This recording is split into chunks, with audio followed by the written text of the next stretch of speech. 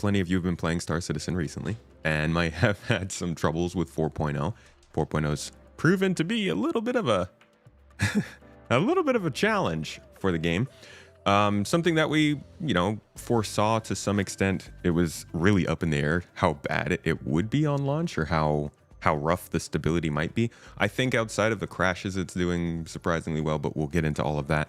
That's what we're going to touch on today, the 4.0 launch, kind of how that's been going, the 4.0.1 outlook. We're going to actually jump all the way back to 3.0's launch, so I can give you a little bit of insight into how that went, because I think we can take some stuff from that release. And then we're going to talk about kind of what they're doing right now. They've got their, in case you missed it, sale from last year, so we can talk about what direction they're headed in terms of ship development and delivery. Take a look at some of the updates they've been giving us in terms of where news is, like why we haven't seen any roadmap updates, why monthly reports we're late, stuff like that. All this is going on this is information straight from the devs on their forums. Just little updates here and there, but ultimately just kind of a progress report on this game, how things are going, the culture of the community, the vibe of interactions. And I'm not going to tell you how to feel about the project. Like, this is not an opportunity to try to make you feel better about it. There are going to be some not great realities in this discussion. There's going to be some fun realizations, and I think maybe we'll have some good things to say that could bring some positivity, but ultimately this is just an opportunity to give you some news. What you take away from this and how you feel about the project afterward is completely up to you. But before we get into it, I didn't get to say hellos because I was all glitchy and also cheering and dancing and all that stuff. So, hi Vasson. First one in, talking about ducks. That's good. Ducks and moons. Moons? Moose. Meese?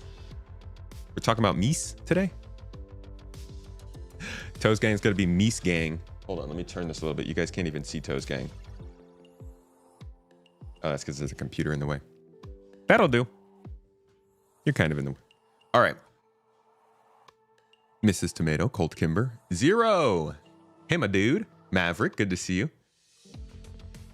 Man, I love myself. I love myself Twitch chat. I mean, I love myself YouTube chat too. YouTube chat hasn't popped up on here yet, so I don't get to see it. But I love seeing the familiar names, guys. It's... Uh-oh. Over on YouTube, though. Oh my gosh, Signusian in the chat. Dude, hey, are you still here? Wait, is Sig still here? Sig! Hold on. I got a bag. I got a new bag of senbei, and I was saving the last one, man. Good to see you, my dude. Thanks for popping in chat. Fabius, welcome in. Matt Sully, Clips Aragon, Corphoenix. Good to see you all. Gareth Wolf. Matt Sully, my friend, said the current state is definitely not good news, but rumors are out that 4.0.1 may go live this week, which would be welcome breath of fresh air. It would be. We'll talk about that. We'll see if that happens.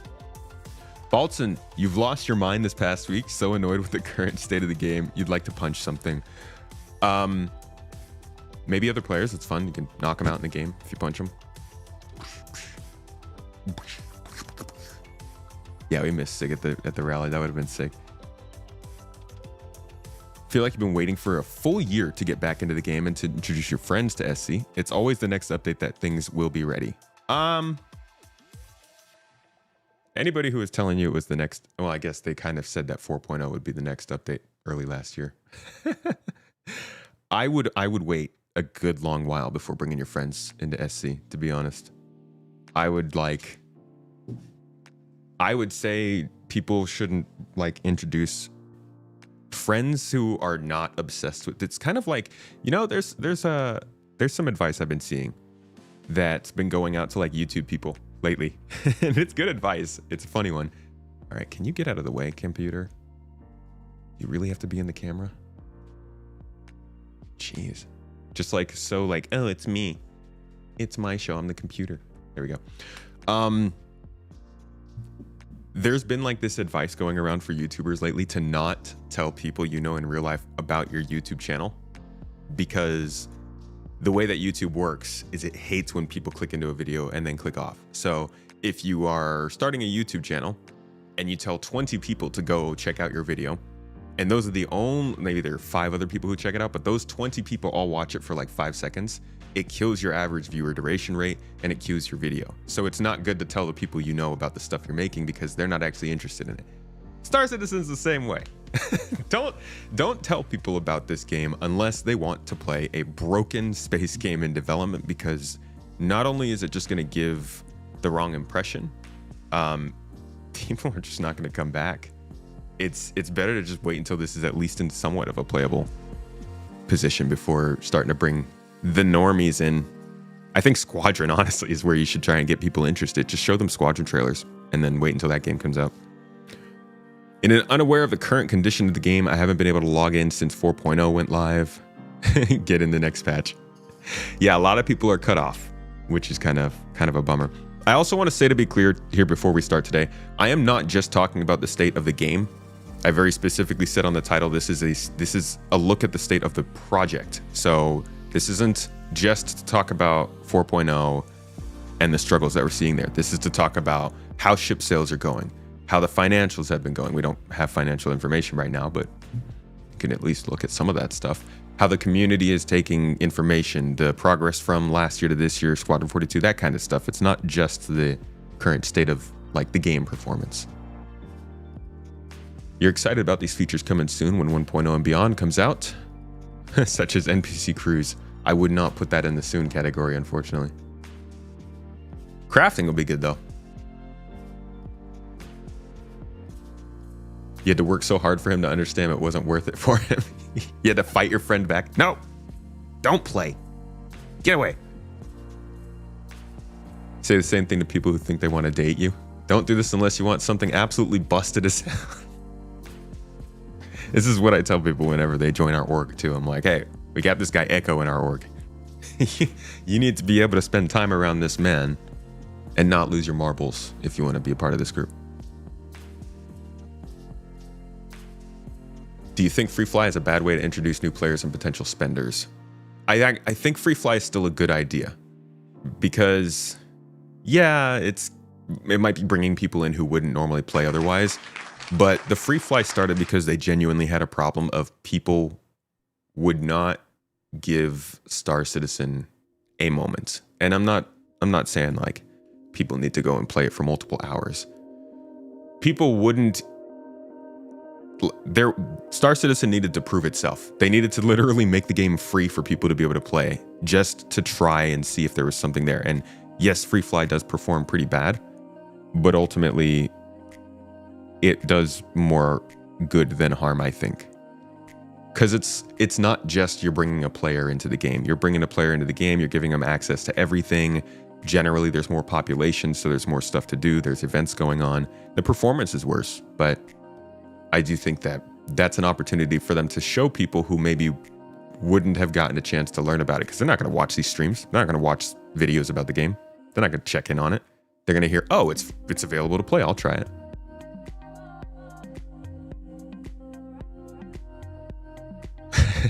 Bordering on an argument. Should just sent a video of you playing it to him. Be like, dude, check it out. Do you want this? And then it turns out your friend actually does want that and becomes a whale and buys like $40,000 worth of ships and is obsessed with Star Citizen. Tutorial's broken. Yeah, that's not a great. That's actually a really good place to start a talk about the state of this project is the new player experience. I think that's probably the most important thing at this point, right? They've got like, we're tied in, okay? I'm not saying that people like us, the type of people who would watch the stream, are going to go and find another game if it's better. I'm sure some people who are diehard Star Citizen, no matter what, will only play Star Citizen, but plenty of people, myself included, are just looking for a good space game and will go elsewhere if there is one. And I think a lot of people, I think CIG knows that.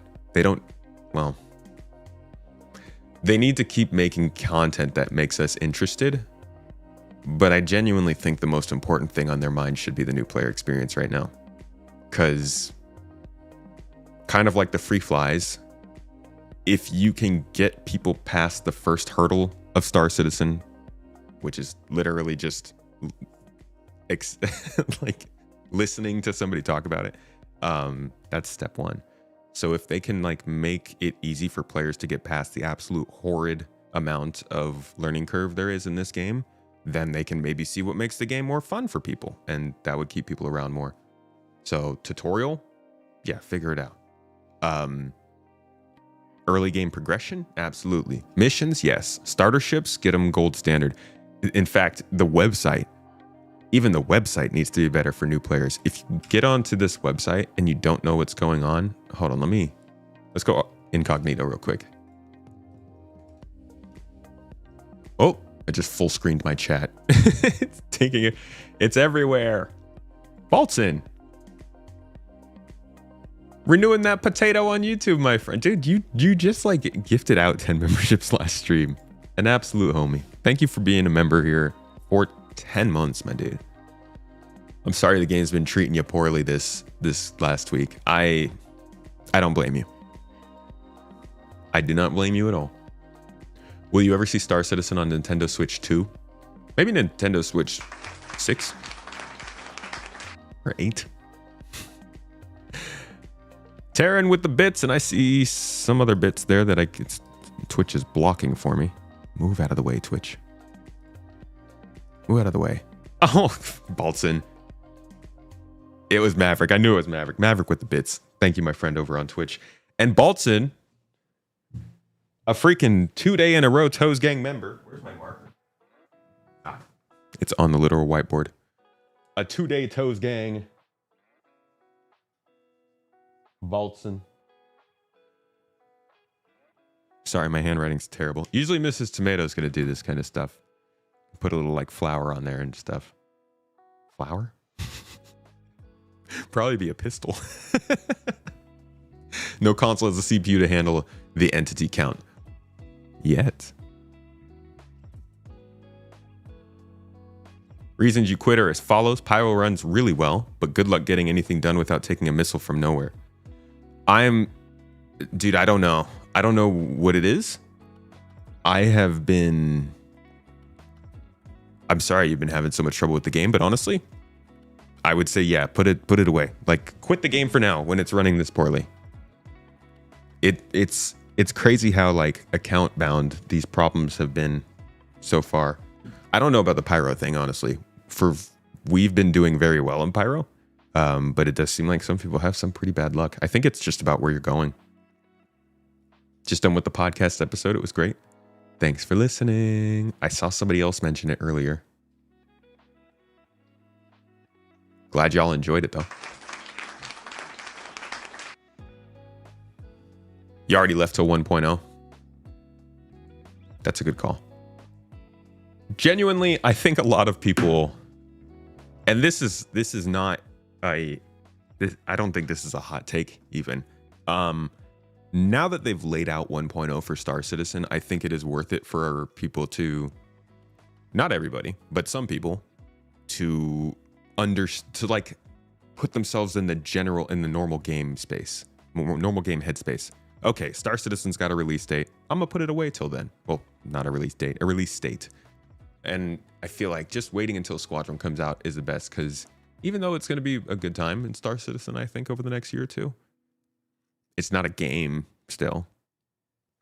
That's what they're going for, but it's going to be pretty light no matter what. Like, even if they do get all the playability and the bugs fixed and it runs very smoothly this year, it's going to be fun, but it's still going to feel light. It's still going to feel like not a full game, because we just don't have a full game. We literally don't even earn anything in the game. I was playing Cyberpunk yesterday, and I was having so much fun seeing what I wanted to do with my build, and then working in that direction, going to a Ripper Dock, making some money, finding a faction that I don't like, beating up on them for a little bit, taking a couple missions, and then going back to the Ripper Dock and like unlocking the stuff I wanted. That's a game. And we're not going to have that by the end of this year in Star Citizen. I don't think. Maybe they surprise us. Maybe they get all the stuff done on Squadron and they move 400 devs back over to Star Citizen and we see it explode in progress. But it still comes back to the new player experience. I mentioned the website. You can't really find on the website, on the front page, you can't find a description of the game. Like if you were actually interested in Star Citizen and you wanted to find out, okay, cool, this looks sick. What's the website? Robert Space Industries. You click into it, and the first thing you see is literally a ship sale. I'm not logged in. This ship sale should only pop up for somebody if they're logged in. Like, if this was the first thing you saw, you click in, you'd be like, okay, it's a huge year. It's culminated in an opening. To make sure you're ready to take on the bloodthirsty gangs, every ship and ground vehicle is available for a limited time. You'd be like, okay, limited time. So I guess you can only earn the game in the shipping game during a limited time. Check out the categories below and don't miss your chance to pick up what that got away in 2024. You'd be like, okay, cool. Combat. Ooh, I like combat ships. Is this like a mini game? Is this, what is this? Oh, wow, more combat ships. Fly now. Okay, I'll fly. Oh.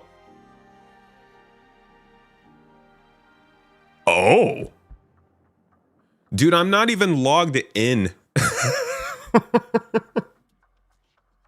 Like, they need to fix this.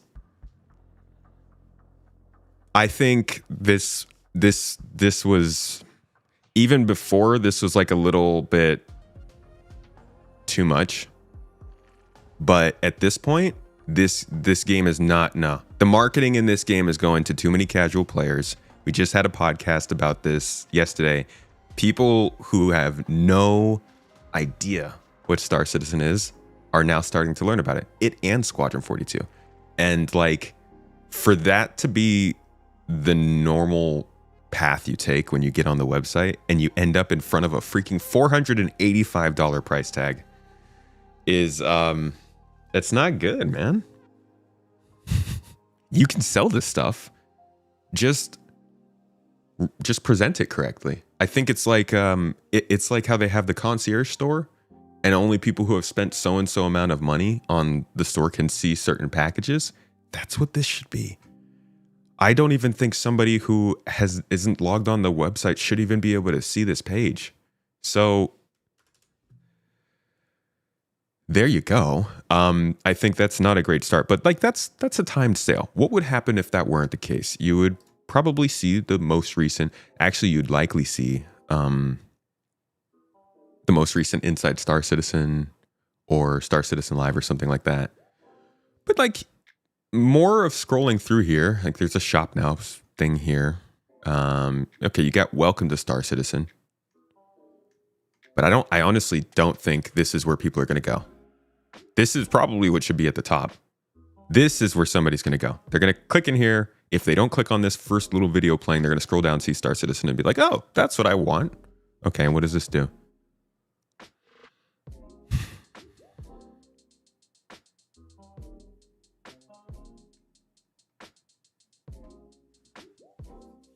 It's still not telling you what the game is.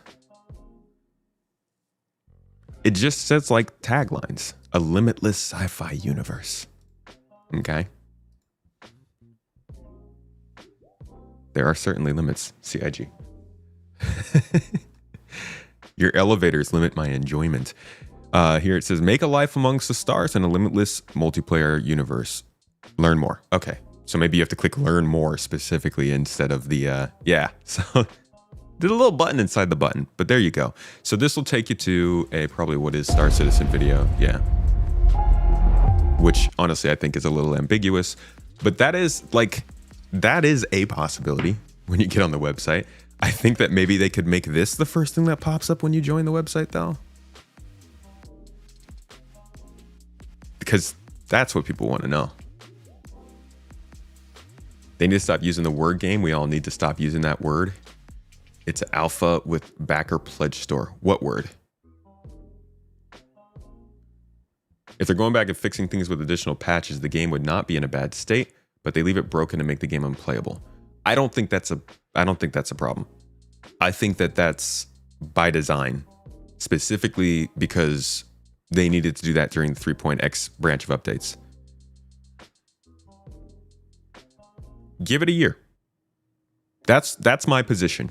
Give it a year, maybe a year and a half, and see what happens. Because up until now, they have been kind of putting things alongside, like shifting things back over and over, because they didn't want to go and put a bunch of time into fixing things just to introduce server meshing and persistent entity streaming and mess everything up again because it has to work with the new system.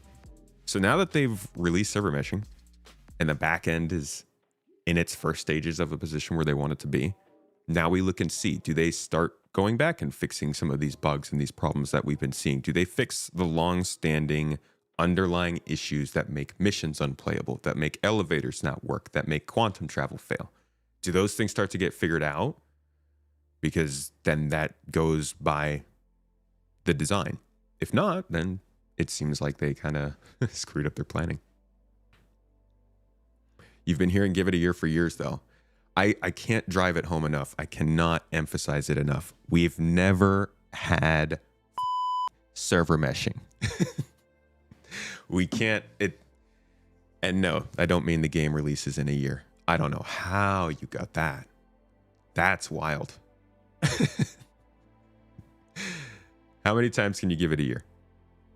That's not what I'm saying. You guys, y'all need to open your ears. Listen to what I'm saying. Open them up. Join me. Join me. Take it. Open it. Open. All right. Listen to what I'm saying. Listen to the words, the specific words. Okay. I'm going to say what I'm not saying, and then I'm going to say what I'm saying. Star Citizen is going to be a great game in 1 year. It's going to release, and it's going to fix all of the problems that we've had. Okay, now take that. Shove it aside. It's not what I'm saying. What I am saying, Star Citizen has been waiting to hit a milestone to start trying to fix things. If they don't, then we hold their ass to the fire. If they do, then it sounds like the plan's working. Yeah? Like, is that not a difficult way to go? It's kind of like when, oh, I don't want to use that example. That's just going to start bad conversations. Let's say like a CEO is talking about a company that's not doing well. And they're like, oh yeah, we just need to launch this product. And then our pipeline's going to be great. Yada, yada, yada. You'd be like, okay, then launch the product. Launch the fucking product and let's see. And then you give them some time and you see what they do. They've put out server meshing. So now we give them some time. I'm not saying that this is the same as every other year. Not saying that you guys should keep standing by for 5 years and wait for the game to come out. I'm saying now that they have reached the milestone they've been talking about for literal 6 years straight, let's see if they can walk the walk. That's all I'm saying. Then it will be, we need dynamic server meshing. No, that's not what I'm saying. Again, you're putting words in my mouth. Take the specific words I said and stop adding things to it. They're not focusing on Star Citizen. Squadron is the focus. Star Citizen is a research project to see if it works. It does not, and no Star Citizen. Yeah. Agreed. That's one of the things we're going over today. They've been focusing on Squadron.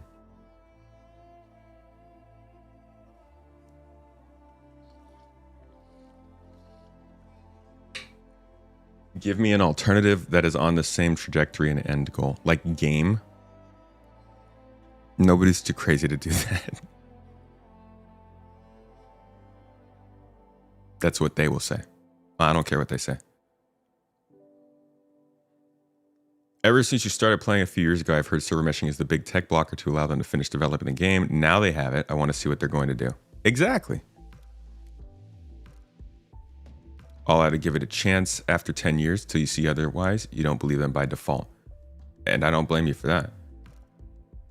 But in that case, I would just stop following the game for now.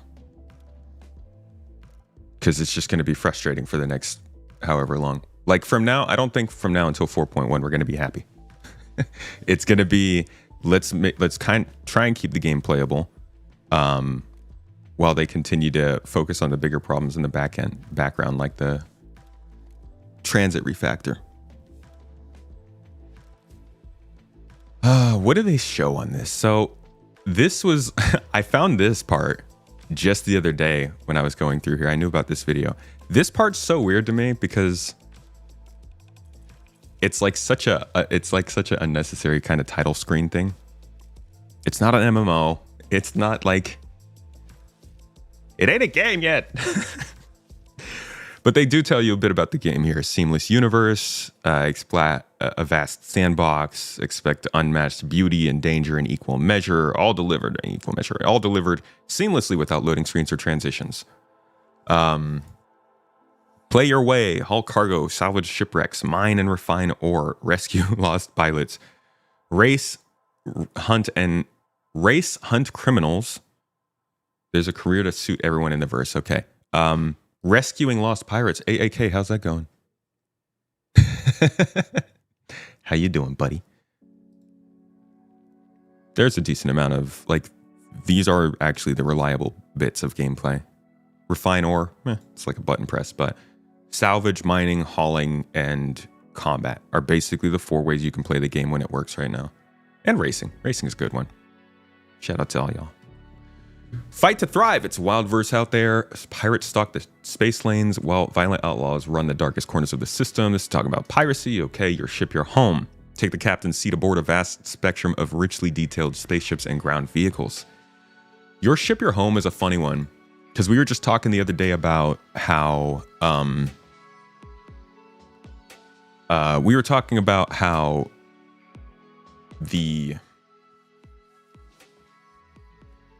how players probably need to learn on their own that they can log out from beds. But I think people would, people don't know that your ship is supposed to be your home. And they don't even tell people to log out from their beds or anything like that. Like, this is that new player stuff I'm talking about. If people knew they could log out from their beds, how much less would it be a complaint that the game takes forever to get started? It is a great idea, your ship, your home. But I don't think for a little while longer it's going to feel that way. Create your own legend, character customizer, cool, and forge your path. Join a passionate and diverse community. 'Tis passionate and diverse. Here we are. Let's see. If you stray from your beaten path, you'll find action at every turn, from intense ship dogfights to fierce FPS battles across planets and space stations. So I don't think anywhere on this page it tells you this game is full loot. If you die, you'll lose everything. Well, everything that you're carrying. That's, there are like a couple big staples, I think, of the game that define whether or not somebody's willing to try it. PvP being possible anywhere. Gameplay being more focused on the process of the gameplay rather than just doing it. Not to say other games aren't, but like there's, how do you put it? It's more granular gameplay. It's full loot, so you can lose the things you have when you die. Like, I think those are some of the key things that should be on this page. That should tell people what they're getting there, what they're getting into. Does logging off from your bed work? Yeah. I mean, it works for me almost every time. They are removing the need to log out from the bed, so doubt they care to teach people to do that. Yeah, and I think that's a miss on their part. Anybody who helps other players in this game would absolutely tell players that's a possibility. And CIG not caring to teach people things about their game like that, I think, is one of the problems of why people think this game is so much harder than it is. You don't have to start from the city and go through a train every time you log in.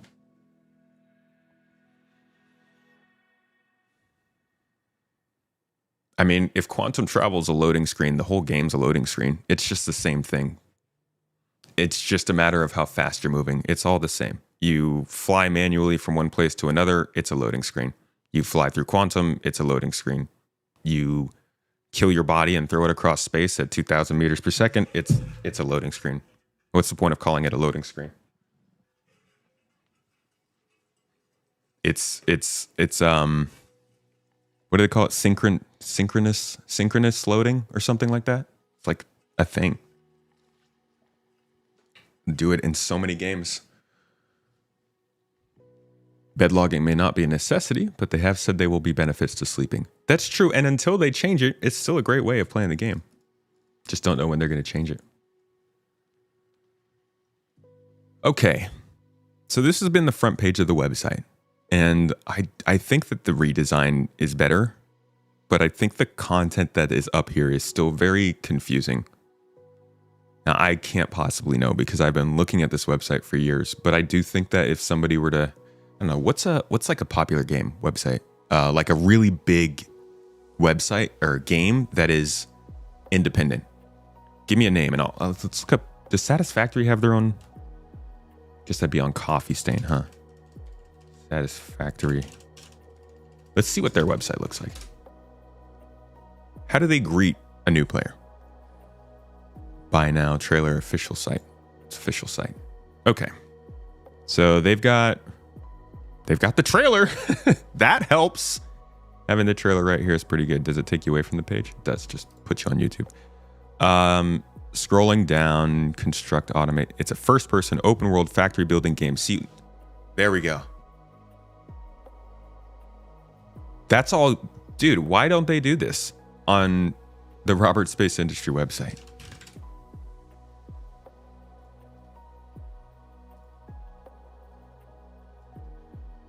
I love Satisfactory too. So yeah, Satisfactory, it opens with the trailer in the background, just like with Star Citizen. Granted, Star Citizen's is a sale, but we'll ignore that. You scroll down in Satisfactory and you get a game description. You scroll down in Star Citizen and they point you towards the game. You just have to click here. I feel like having it right there where you can read is better. Yeah, this feels like it's telling me more about the game. And then you start to get into your patch notes and stuff. Like, it's not that different, but I think the content says something.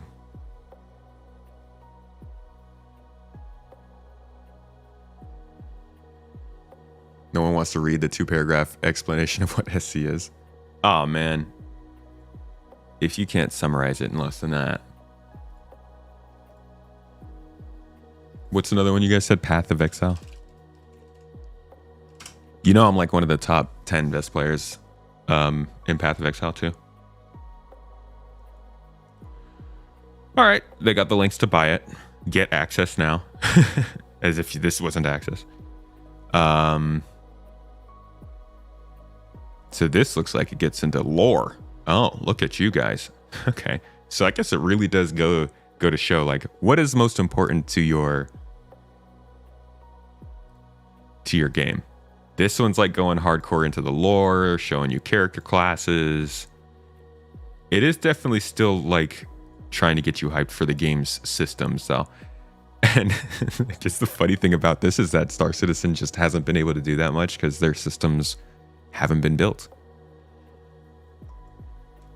Like if you think about what systems make up a game, like crafting and power and stuff, that's just now happening. Who do you pay to get you there? Dude, come on. I'm just playing Path of Exile in between running a bunch of companies and stuff. This is it's completely normal. It assumes you've played Path of Exile 1. Okay. It's a risky assumption. CIG keeps it intentionally vague. That way the customer imagines his or her perfect game. Well, up until... You guys notice they've started to do more trailers like this? What's on the screen here? Like more kind of narrative game focused trailers than just showing off features. I think you're right. They've wanted people to just imagine what the game was going to be because they didn't have the actual content to show it off.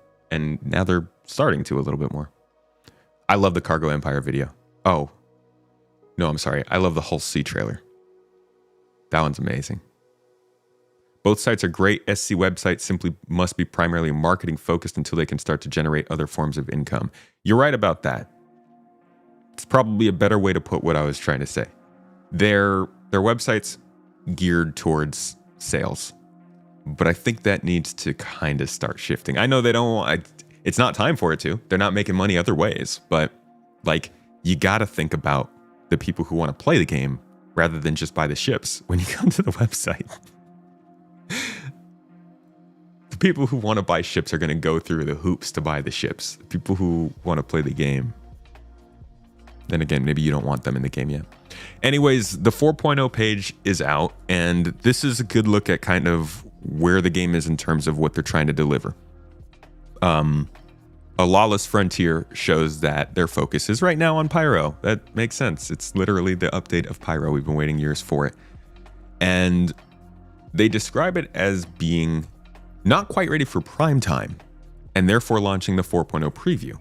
This preview will contain the new technology, the features, the locations, the ships, all of the stuff in 4.0 outside of the features that were delayed already, and some of the missions actually are not in there, which we'll talk about in a second here. But it's playing alongside Alpha 324.3. We all know this. You guys have been suffering through this. And this is a distinct change from how they do things. They've never done this before in the past.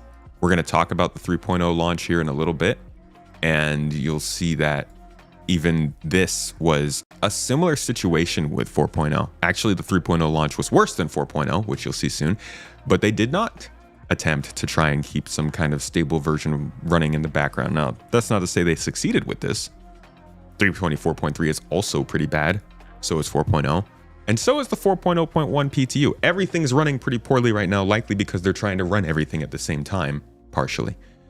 But there is a clear effort both in trying to make sure the game is running better and also forcing 4.0 out. I think there is a lot that had to do with them absolutely needing to get 4.0 out in 2024. But some of this is part of that focus that we're seeing, that they recognize players need to enjoy playing the game. This is a key difference in their communications that I think we can all take note of. And we don't have to set all of our expectations on it, but it should at least show some signs that they're kind of taking the complaints of players seriously, and they realize this game makes money when it plays well. This game does well when it plays well. It doesn't matter how many ship sales they have. If people aren't playing the game, the funding doesn't work. They saw that last year after 323, and they even saw that to some extent with 4.0. So I think both them trying to get the 4.0 code base out early in 324 to try and make the stability work better ahead of time, and then pushing it like this is basically part of them trying to get 4.0 out without having it be completely broken, like 3.18 or like 3.0. Did it succeed? I don't think so. But again, the general, the little signs here and there that alone I don't think really mean much, but together kind of show that they're starting to focus more on making sure that people actually like the game is good. And that also might be coinciding with Squadron 42 taking maybe some less time than it was before. You rewatched the 2016 holiday livestream earlier today. Why'd you do that to yourself? In Star Citizen, you can do whatever you want and explore the stars on your own terms. You can mine ore, haul cargo, salvage space wrecks, hunt bounties, become a mercenary, or even take up a life of crime, fly and drive a vast variety of vehicles and play how you want. The possibilities are endless. See, why don't they put that on the front page? Why is that in the new player guide?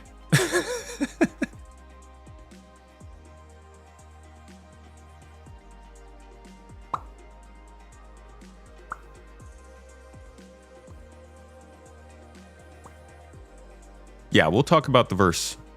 People have been asking me about that. Take a look at that later today.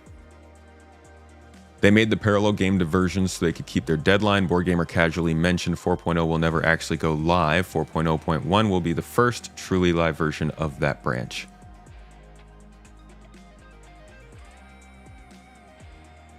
The first sentence there is opinion.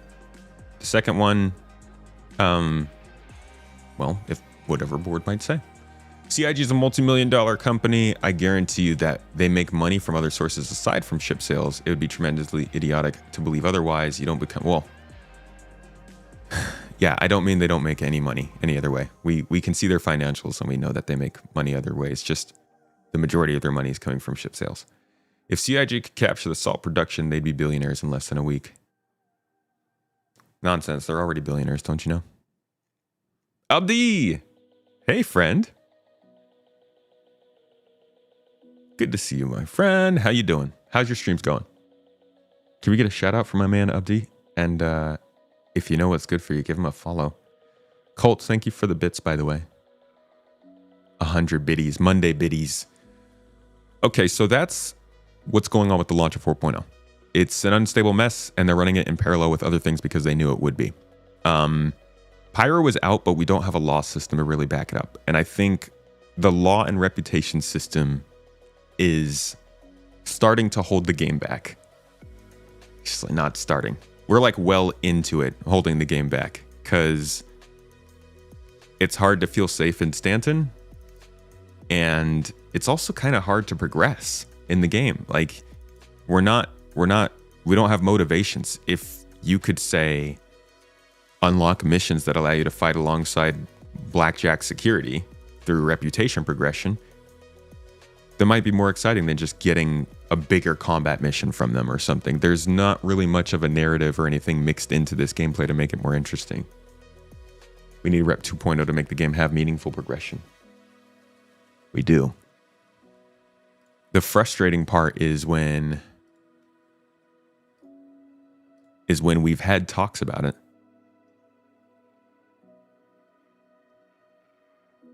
Specifically, they were supposed to introduce it with cargo.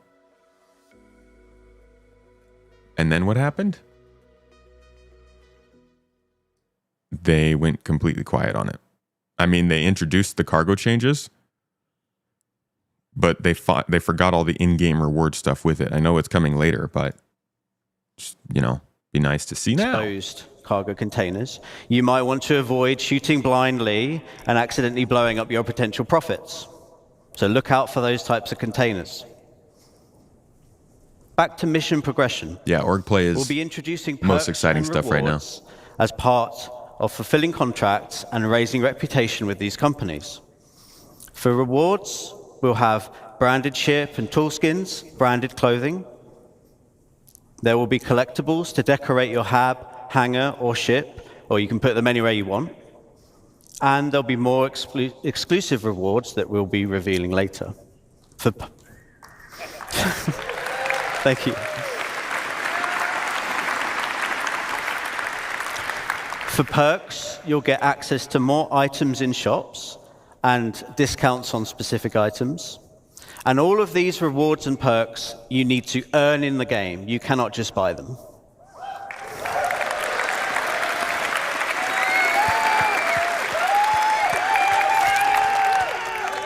Next. Okay. So stop. No, stop. So they were talking about in-game stuff, and like there's very, very minor rewards here and there, but systemically these aren't coming into the game yet. And I think that's a big part of what makes people just not care to do anything. Who cares about making a couple 100,000 credits when it's not going to get you anything other than a ship rental or some components and stuff. I think I'm not saying you're going to buy these things, you're going to earn them, but spending money to earn money only matters if you're earning that money to buy more things, if that makes sense. Like there's not an ecosystem to earn and progress through in this game. What would a success this year look like to me? It needs to be a playable game. And when I say that, I mean players should be able to reliably hop in the game and know they're going to be able to complete what they set out to do. Not everything, but most of the game should play out that way, in my opinion. They need to get it into that position by the end of the game. We need to have some better in-game progression. I think those are like the two most important things, honestly. Now that server meshing is out, the content can come, but the game absolutely needs to be in a better state to last. Thoughts on the Valkyrie getting a gold pass this year? Didn't even consider it. Why would that be the case?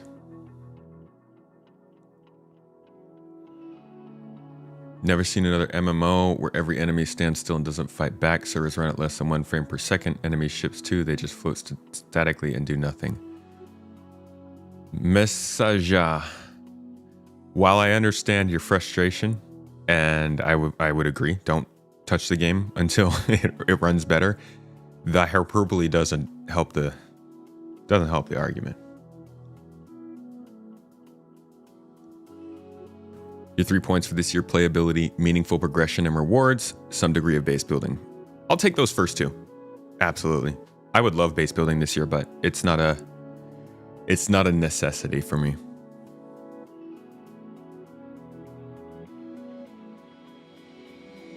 Some people are waiting for gameplay loops. Some people are waiting for, a lot of different things.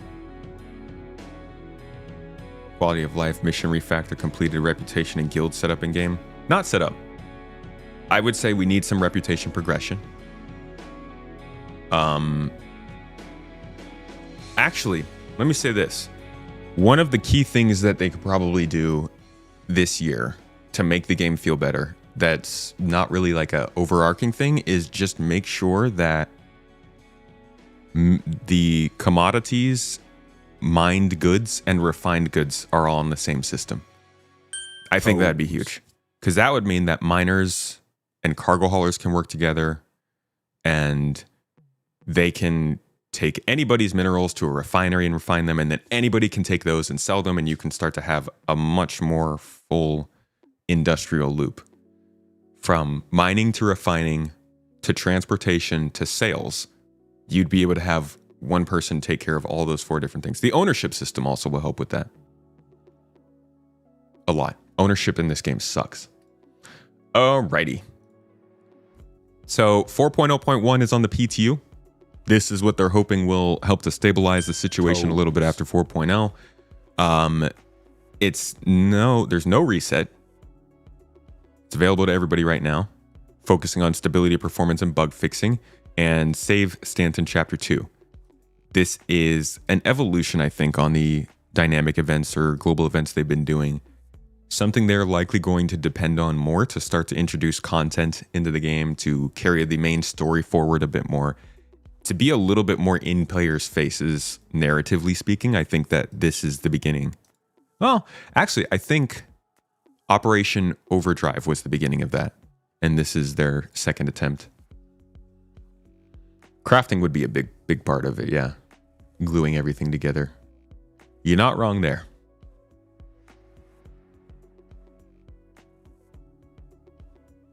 Waiting for engineering gameplay. It's taken a long time. A long dang time. 12 years, actually. Most people don't even freaking wait for a game that... Most games actually don't even last in people's consciousness for 12 years. And we've been waiting for the engineering gameplay for that long. So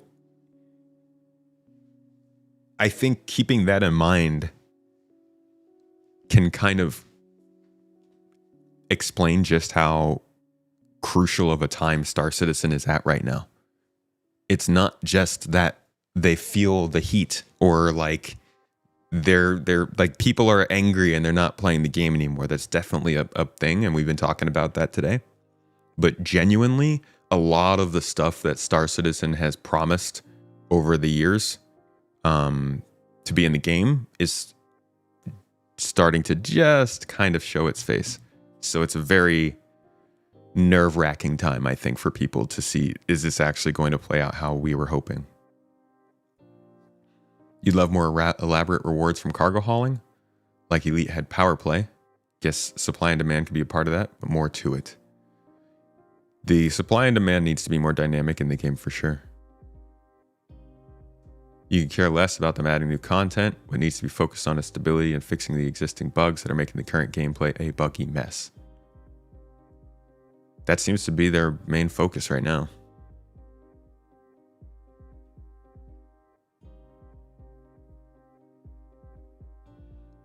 when they mentioned resources having stats and affecting crafting results. You said you're here until that plays out no matter how long. It's a cool system. I'm excited for that.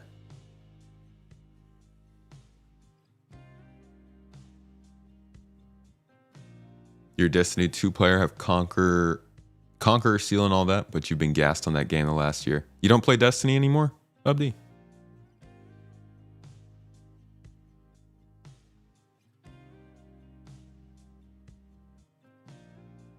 As long as a new player needs the wisdom of an old player to navigate obscure bug after obscure bug, there will always be problems.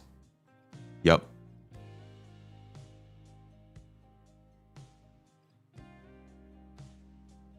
Rust is not the vision they sold. Rust is not the game they're making either. I don't know if that's what you were saying, but yeah, I don't think we're getting that.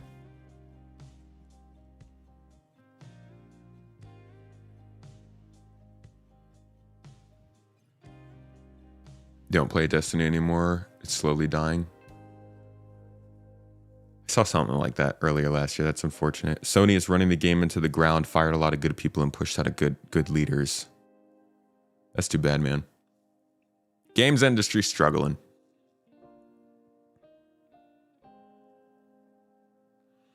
Keep seeing people make this space rust comment. You're curious where it's coming from. Just the fact that you can kill each other. The idea that like PvP is a possibility in the game makes people believe that it will happen everywhere. Oh, I don't take it competitively. It's a hyperbolic way of describing a worry about danger in the game. Unfortunately, that's the that's how the argument goes. One side wants space rust, the other side are space dads or something like that. Not specifically Ubisoft fan, but you've fallen back into Division 1. Whoa, Division 1's still running? That's pretty wild.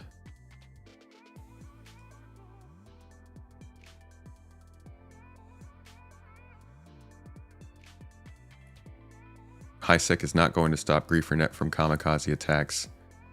That doesn't make the game Rust.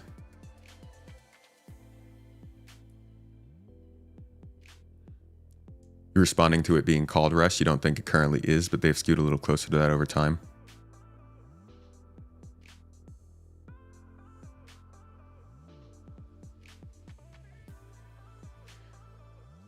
I think they've focused on player interaction more. But I don't think that Star Citizen, I know that players are oftentimes more skilled than NPCs, but I don't think that I don't think the danger that you're supposed to be in has changed in the game.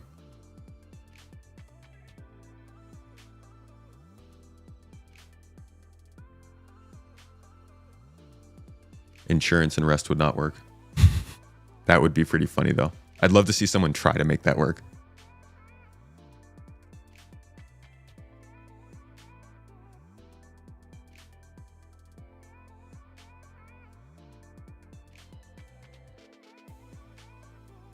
Don't mind the idea of having rateable bases as long as they have safer choices.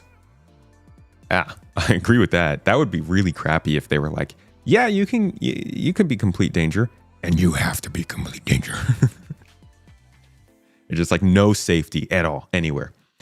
Okay. Back to the 4.0.1 update. So we've got critical problems going on here. This is a lot of blockers. They still got a lot to do. When did this come out? 24th. So this is a few days ago. I don't know what the latest update looks like, but this one they had poor performance on Monox. They had FPS weapon audio missing, hydrogen and quantum fuels not depleting, enemy AI not spawning, hangar elevator not working, trains popping in, helmets that are carried then dropped at pit menu, commodity kiosks are preventing purchases, collision for hangar doors, not streaming in into a player inside the hangar. A lot of pretty big problems. Here's a big one though. I think this speaks to the conversation we've been having here. We talk about band-aids. This is a band-aid.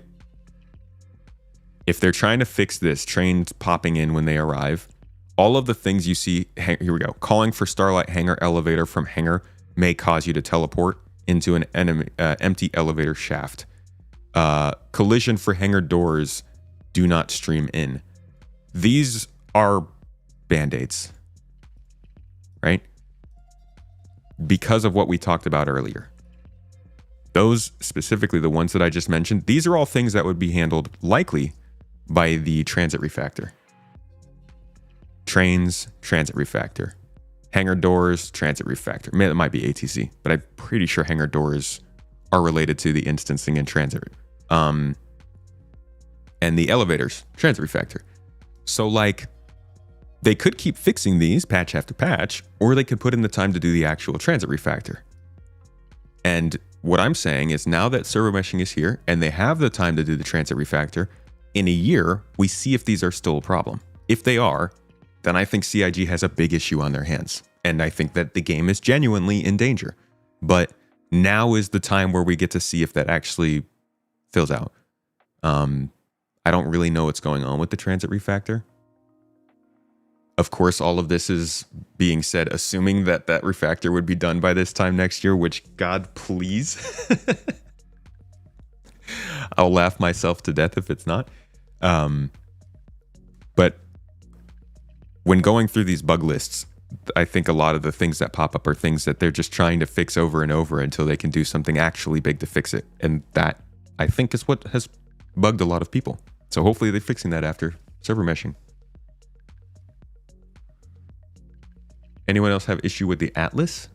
You get in and out of it and it will keep teleporting 5 feet backwards. Killed you last night. Atlas? Oh, the thing. I hear that thing's kind of killing people. Like it's dangerous. I don't know if that's on here. But people keep mentioning that about the Atlas.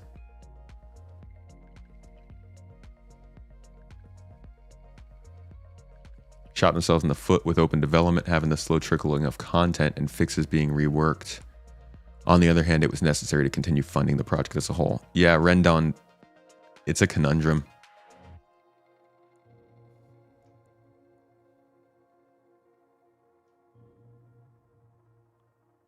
I remember when they started. I might actually have the... Go away.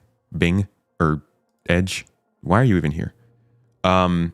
I think I have the video of when they first were doing the initial elevator work for 3.0. Let me see. That's old. That's very old. Actually, I don't even think it was for 3.0. I think it was after 3.0. It was like a weird video that showed an elevator floating in space, just the way that it moved from one port to another. Behind the scenes stuff.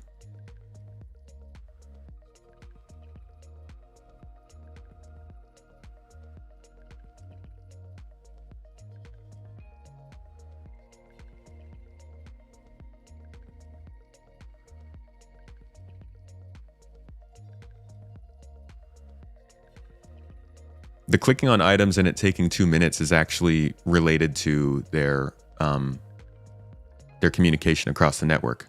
So they've been working on that one for a while. That's what the team who's been working on server meshing and stuff has been doing, Barry. But the elevator's working, that's going to be fantastic. I don't have this video. It's too old, but it was back when he had Levski and they were working on elevator stuff. How do you download YouTube videos? Does it say download? Oh, yeah. Yeah, it's a premium.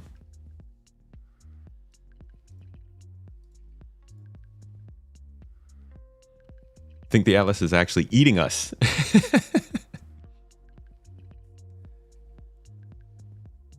Yeah, the path of the elevators is pretty crazy that they go physically. I remember actually back in the day when they first started doing the elevators and they were just flying through the space station and stuff, we were saying like, wait, why don't you have them follow actual paths to the space station?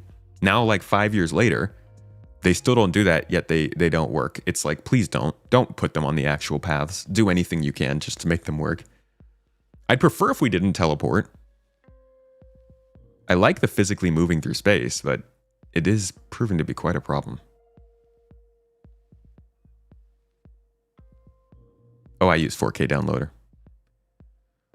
I only use downloading YouTube videos with premium on mobile. I use 4K downloader to download everything because, well, obviously we have to download every YouTube video that CIG puts out. Oh, that's how you were asking about how I download them. Yeah, no. If you use YouTube Premium to download videos, they will not be in your files like this. That'll stay only on YouTube. Sorry, I misunderstood. All right, they've got more bug fixes, possible fixes rather, speculative fixes even. But clearly there's still more work to be done with the 4.0 update. Now, the Volt guy. I'm right here with this guy. Like, what the heck happened to these weapons? This is the second time they've popped up. And then just completely, they're gone. I know they're coming. But genuinely, why did you show them if they weren't coming in 4.0? Like, wasn't that the actual name of the episode they were in? Wasn't it like...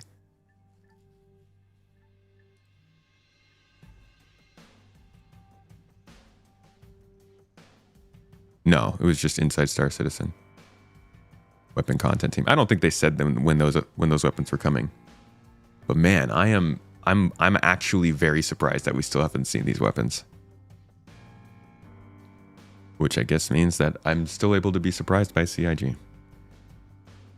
Thanks to the progress so far, if you have some free time, could you look at fixing the Prowler? Pips don't appear. Copilot has no pips, no internal storage, dropship animations, broken. Cannot open slide doors. Rear lights are offset. Component doors misaligned. Ceiling lights are low resolution. Additional S2 shields missing. Lights? No hate, just asking. Put this guy on the ship team. That's another thing, though. Star Citizen is... Honestly, it's just probably in its worst state of disrepair. If you take into account the ships, it's a lot of outdated ships. There's a lot of glitches going on. The game's relatively unstable. It's in a pretty shaky state. Not gonna lie. Just looking at the problems that we're having in terms of our conversation, and also just the state of the game in general, but also the state of ships. I've been following this a lot because I worked on that video with the backlog last year, and then I was working on me and Starjump were talking about this last week as well, just the amount of ships that need updates. The saving grace here is that part of the reason it is in disrepair is because the vehicle team, the ship team, has been so busy working on systems rather than just ships. So they've been working on the new quantum travel system, the new scanning and ping system for ships, and the engineering system. Those three things are going to definitely make ships feel better. And I think that once those are in the game, they're going to be able to more easily update ships.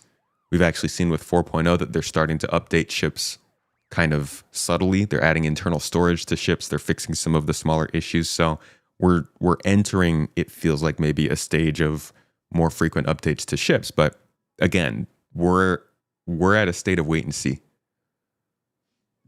I think 4.1 will be telling, but I was saying this at the end of last year. We don't know anything going into the new year. All we know is that they finally reached their milestone, and now they need to shift and start doing some other more important things regarding player feedback and player experience. And now we see. Wasn't the predicted state of the game after the 4.0 release? Yes, it was.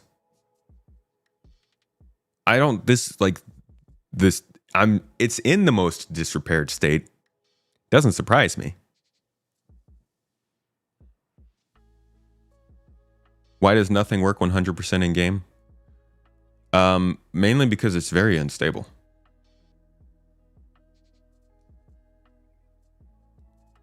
Honestly, don't think there's anyone still working at CIG that actually knows what the rear elevator of the 890 was even supposed to look like. Why is that?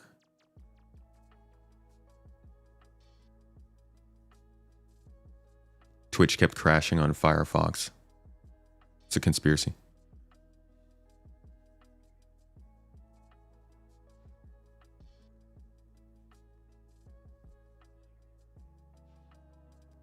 Everything they released in 24 is broken with no word from CIG when they're going to make it stable.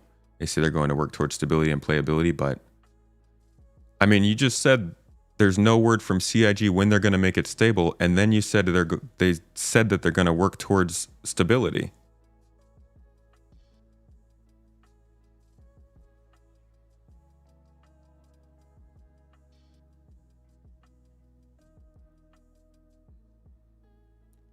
Stopped using Firefox because of Twitch issues. I didn't even know it had problems with Twitch. Cargo empires with all the cargo elevators broken across all the servers for the whole patch cycle. Whoops. There are still ships with no physical components, but they want to do engineering gameplay. Yeah. Are you suggesting that they should first update all the ships to physical components and then do the engineering gameplay instead of just pushing forward with engineering? All right, back to 3.0's launch. This is part of the reason why 4.0 is not really surprising to me. Folks who were here for 3.0 remember just how freaking terrible it was. There, I found a couple posts that show it's actually really hard to find. It's hard to find conversation from back then. Every time I try to search for something about the 3.0 launch, it's just 324 stuff. So they say download 3.0 basically the day it came out, but whenever I loaded it took 25 minutes for the game to load into Crusader, and then the game would play at 2 frames per second.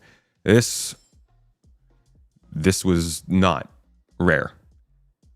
This person said, I have a 5-year-old CPU and GPU with 16 gigs of RAM. I only get 10 frames per second. This person says, I'm getting 5 frames per second of performance.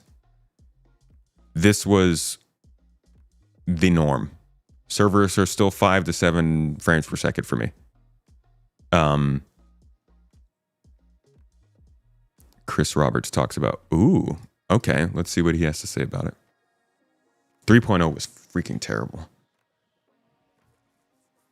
3.0 was actually, nobody got over 10 frames per second, basically. I would say maybe 1% of people were getting close to like 20 frames per second. It was awful. Let's see. Not so much about player count, but more about what the players are doing in our internal testing performance that we saw in PT or live once thousands of players got in and started doing all the things. Fill up a caterpillar with cargo, blow it up for an outpost on a moon, and you can bring the clients and servers to their knees. One other common issue that can kill performance is interpretation of objects, as that causes an overload on physics. An example of this is an asteroid mission that was spawning on top or near Olisar and being sucked into the local grid, causing all sorts of issues and deadlocks. In addition, we need to do a better job of efficiently handling the bigger ships, which can bring thousands of additional elements to update as opposed to the smaller ships that have a lot less items and geometry.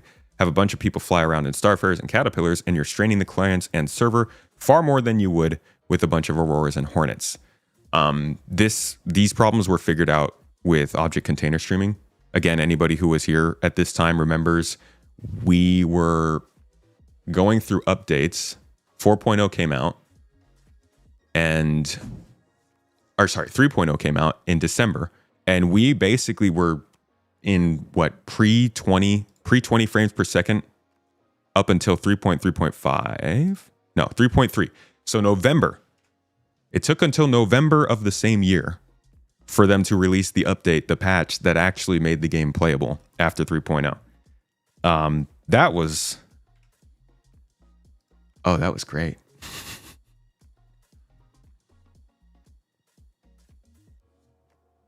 Happy Monday, R. Allen. Thank you. Love to listen while I drive from patient to patient. Appreciate you. Know it could help that few companies would ever do. Accountability. Identify those responsible for working on each fix and for testing it. If 3.0 was that bad, how did this game survive? Because what else were you going to do? The biggest thing people miss is there was nothing else doing that at the time. Even Elite Dangerous was doing planetary landings back then. Still mad they removed the armor insurance. Understand the heavy weapon brack being an issue. Everything else is purely convenience.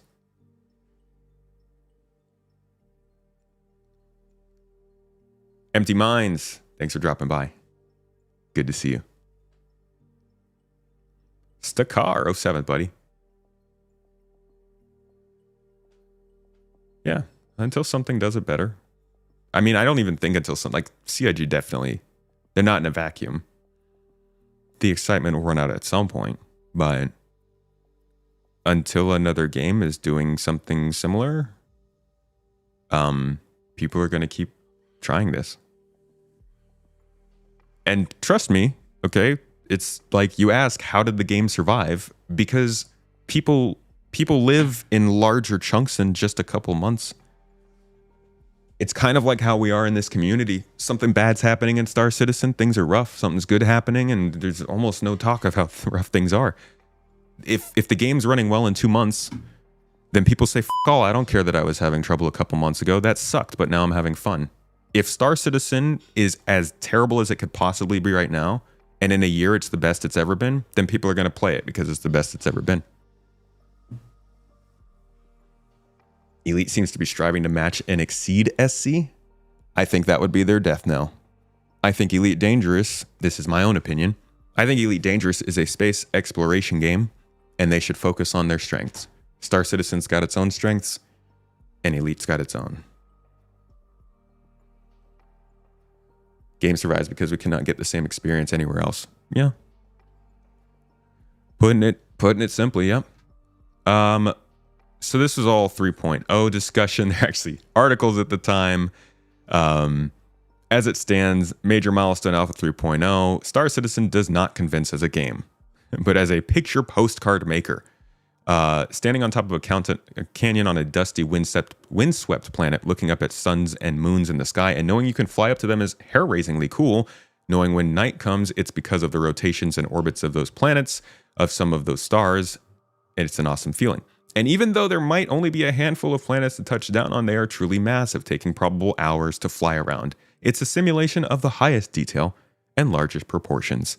But once you've seen the eye-popping sights, once you've flown down from space onto a planet and then back up again, once you've seen the beautiful Blade Runner hubs with their rebellious posters on murky... Oh, that's Grimhex. There's little to do. You can buy fancy-looking guns. You can even buy a great big railgun, which charges up and then very satisfying it unloads. But there's nothing to kill. Likewise, you can buy various suits of armor off mannequins in shops, one of the game's many lovely flourishes of detail. But there's no real need to look other than to look cool. I would say that's still true. There's still not too much reason to pick different armors. I mean, some of them have some nice benefits to them, but it's still not quite where it should be. There are a handful of missions to run, but they're tepid and boring. One, for instance, is off the books. Private investigation. Even the spaceship dogfights struggle to impress me, owing to a distinct lack of heft from the available weaponry, which feels tinny and machine gunny rather than thumping and deadly. I realize that Star Citizen's careers are still to come, salvaging, smuggling, bounty hunting, and so on. Besides, this is a sandbox where we're supposed to make our own fun, forget about all the buckets and spades which aren't there, and concentrate on simply enjoying the sand with friends. Still don't have the missions to really fill it in. Let's see. Simply put, Star Citizen has a frame rate issue so bad it ruins everything. There are glimpses of 60 frames per second when servers are fresh and populations are low. Oops, sorry. But as soon as people join, the frame rate plummets. What it means is that you're unlikely to ever see more than 20 frames per second regardless of your graphics setting. And usually you'll hover around 15 frames per second. This was miserable.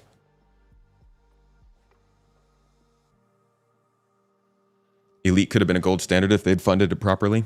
I'm glad that they're back to it. I'm really happy to see that, from what I'm seeing at least, and we're going to jump into this in one of these streams eventually. Elite Dangerous is back to some level of regular development, and that's pretty cool.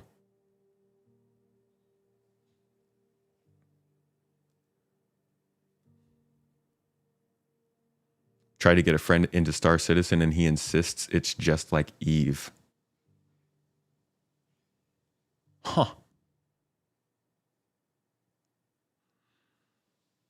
You're gone for a month. Did they fix server meshing yet? No. 4.1.1 is not out yet. Server meshing is, fixed server meshing is a statement. I think server meshing will probably reliably be a source of some level of instability for a while.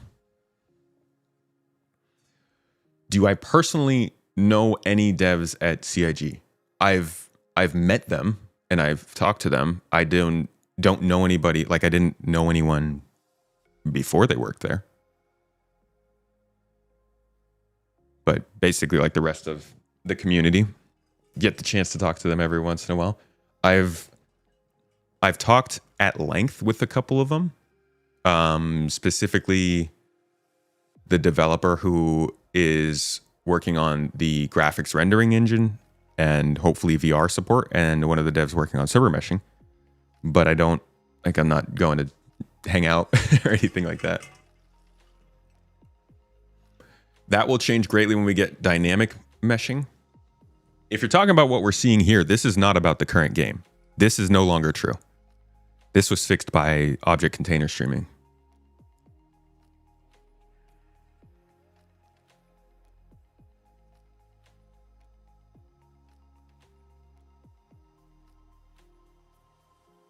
You fear expectations is what you actually love, and the game has no true way of achieving this. I think this game will fall short of a lot of expectations, but that's because it's had 12 years to build them, you know? Guaranteed there are going to be things in this game that fall short of what I want.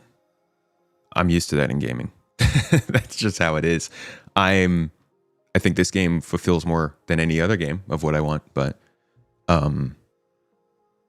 I have no doubt in my mind that this game won't turn out exactly how I want it to, and that's fine.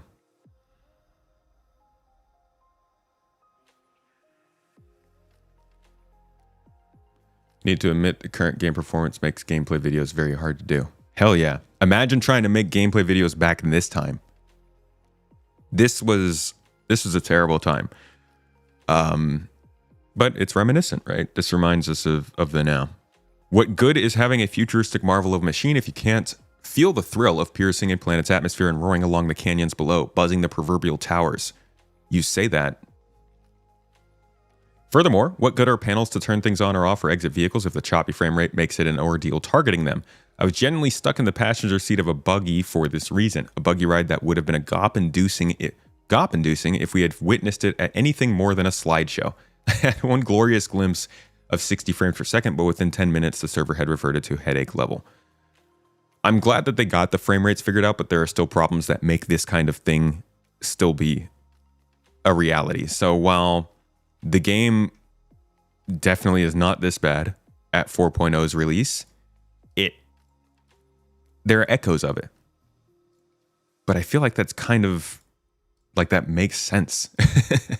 So here's what a gameplay video would have looked like back then from streamer Zenthor who I watched a ton of Zenthor's content around this time, but you'll see the frame rates and stuff up here in the left-hand corner. This is just standing on the surface of Daymar. Nothing really special.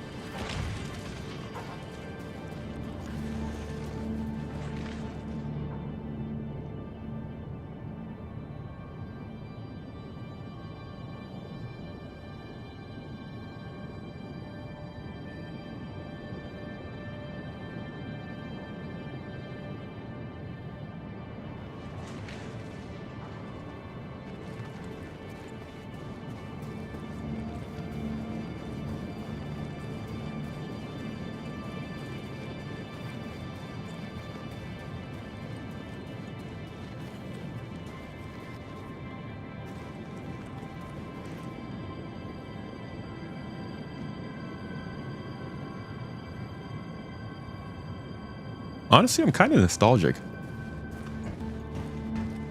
There was a sense of like, I remember when this update first came out, there was really a sense of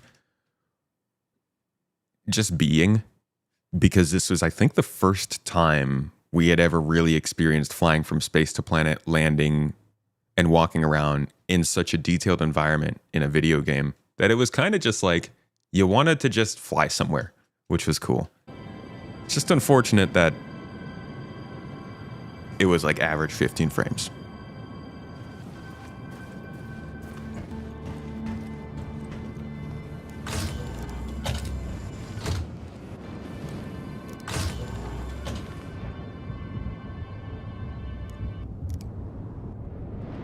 What made the flight model good at this time?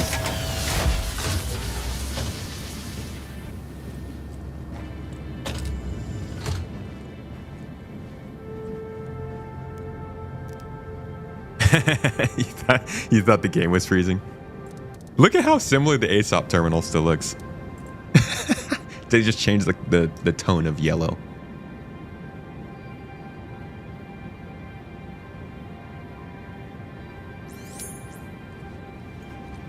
You had a Daymar rally on the server. Experience looked on the VOD. What was it from your viewpoint in the moment? It was amazing. The Daymar rally looked great. I'm working on a video for that right now. And the video is mainly going to focus on the viability of the event, why it was only possible in Star Citizen, and also just the beauty of it. Such a nice thing to look at. You like that color better on the ASOP?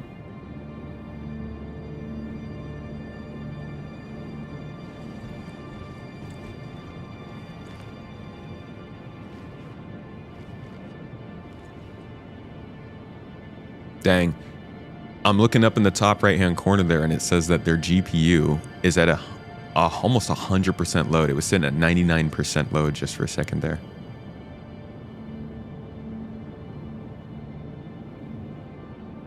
Oh yeah, it says right up there in the top left-hand corner, 100% on the GPU, 100% on the CPU.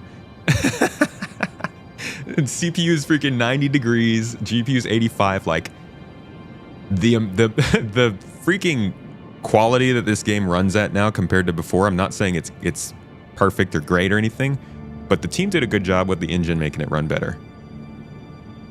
Basically just killing your computer components running this right now. He's just 100% on the GPU constantly.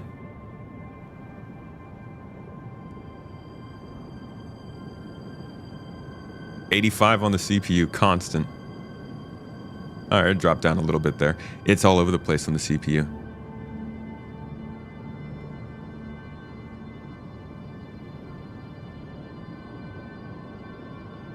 Solving the underlying tech will sew it all together. Definitely helps.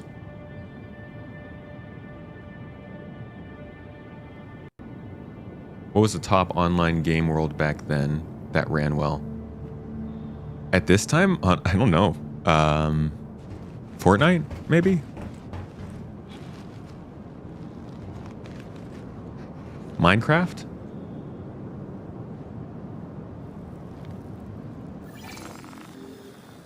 Every nut, bolt, and panel was rendered.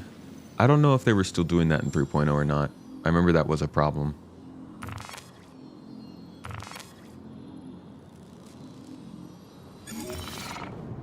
Seen a little bit of the Verse project. We're going to look at that at the end of today.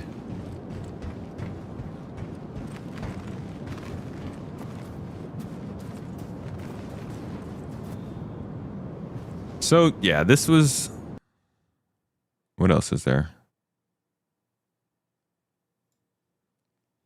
This was the state of the game right after 3.0. Now, there's not as much going on here, so it's hard to see. Like, there basically weren't missions, right? You couldn't quantum travel to other planets. You can't do any of the things that you can do in the game now, so it's hard to draw a direct comparison to how well it runs then versus now. And he's mainly just exploring, but I mean, you get a kind of an idea of how it looks and performance, at least.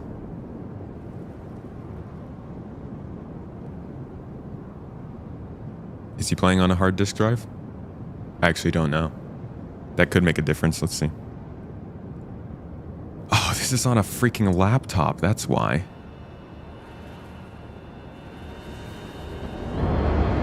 Yeah, he's playing. Oh my god, he's playing with 8 gigs of RAM. Hold on, let's find a better example. I'm gonna stick with Xanther because I know his stuff. Yeah, that's not gonna be good performance. Let's see.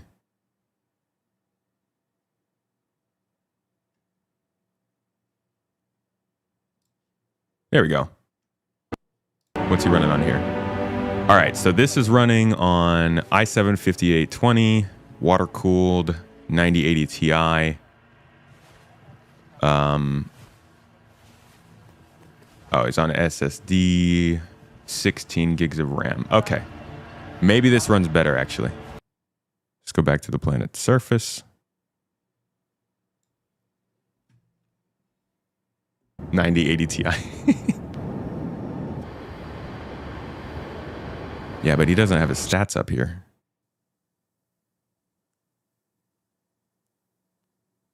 But actually, it looks like it's performing much better on this build.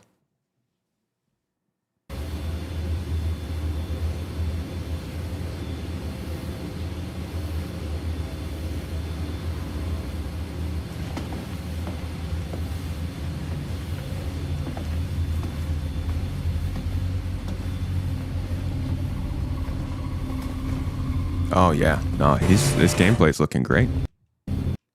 Actually, better than mine back then for sure. I think that's why I watched him. I watched Xanther play because his gameplay looked so good compared to the game at the time.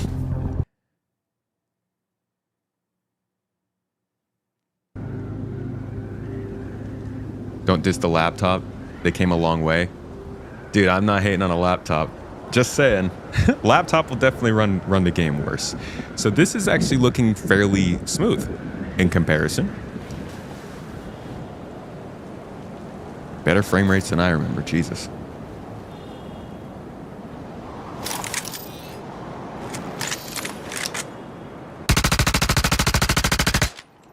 Best gun in the game was still there, huh?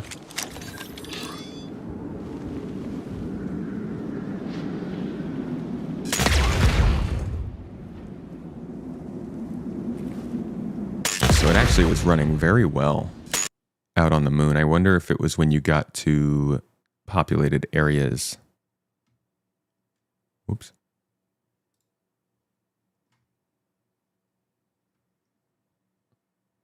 Let's see. 3.0.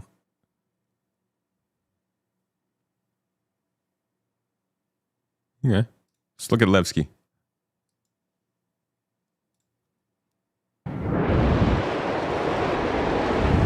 Still no stats on the frames, unfortunately. So we don't have exact numbers, but I guess this is more indicative of a landing zone. Folks, by the way, Star Citizen's been talking about expanding lately and adding new star systems, and people are like, oh, if they took 7 years with this star system, how are we going to get another one anytime soon? This is literal gameplay from the 3rd star system. Like, not the actual star system, but this is the landing zone that we saw at CitizenCon. It already exists. So there's a lot of work already being done. You like the color grading of old Star Citizen better? Some people say that they like the way it looked better back then. Do you ever see this game dying, or if development plateaued, do you think it would retain a player base? I mean, someday it'll die. I don't think it's going to be for a while, though. I think if development plateaued, the game would die, for sure. But I think we've got development ongoing for quite a while. MMO style development. Odds on Nyx this year, depends on what happens with 4.1. Let's see how stable the game is.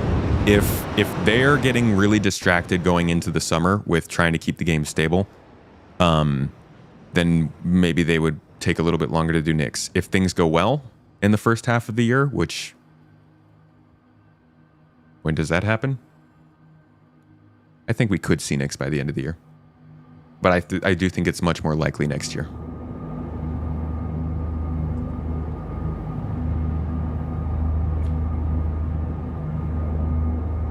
Do you feel like it's more washed out in the current game than it is in what you're seeing here?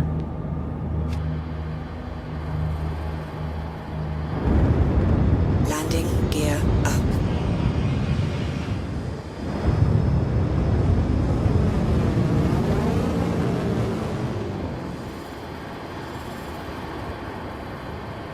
All right, let's get inside the landing zone for a little nostalgia for all of you 3.0 lovers. Something about the current game feels washed and blurry. Interesting. I thought things felt more saturated in the current game than they do here. Like it felt like the game has gotten a little bit more colorful and playful. Can't say it's my favorite. Looking at this, I also like it more. I guess slightly different reasons between us, but we're both into it. Oh, the hangar's not opening for him. I'm like, this dude's taking like 10 minutes to land. Hangar problems, right? Still a problem in 3.0. Still a problem in 4.0. I think they brightened it.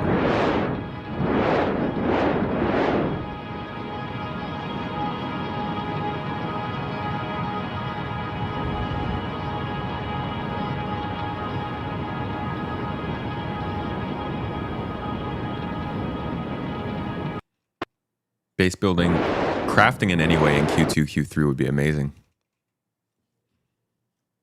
Come on, Levski. Let's get in there. So you'll notice that in the new version of Levski, all of this space that he's currently standing in is actually degravitized. So when this landing zone comes back, we'll actually have the only landing zone in the whole game where you can walk out of a city and then just EVA. And I think that might open up some interesting opportunities for us. It obviously is going to make cargo hauling much easier coming to this planet, to this location. So you're not going to have to worry about gravity. You're not going to have to worry about ships that can't land on planets. You're not going to have to worry about wind resistance or the fuel it takes to make the trip down to the city. But also this means like zero-G racing, EVA racing along the city, and all kinds of other stuff we can do with zero-G. So it's cool that they've taken what kind of was an original, normal, boring landing zone with a different skin, and they've made it unique based on where it is, which is nestled into the side of an asteroid. Because why would you live there? I miss Levski's song.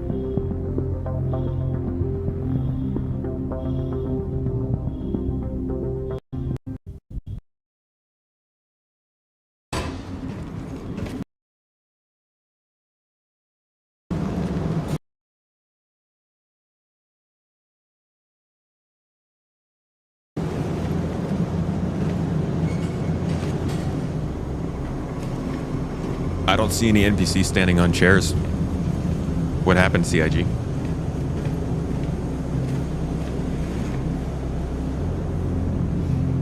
His aspect ratio he's recording in is also, I think, 2.35 to 1. Pretty cinematic.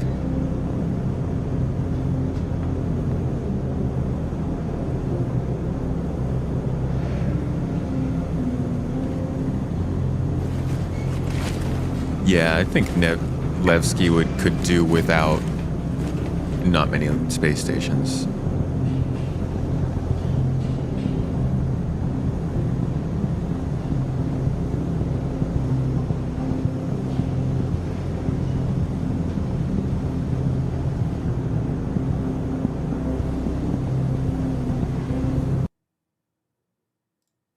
So, just in general, he's not doing anything, so it's hard to like the thought process of doing salvaging gameplay at this current point in Star Citizen's time was absolutely insane. So it's a little bit of a bummer that we can't see him doing the gameplay we would expect here, but the game was just genuinely very, very, very, very, very basic back then.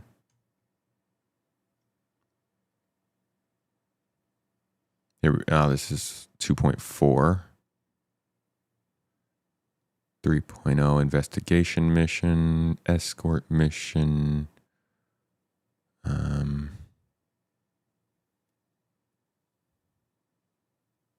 Hooger or Troublemaker.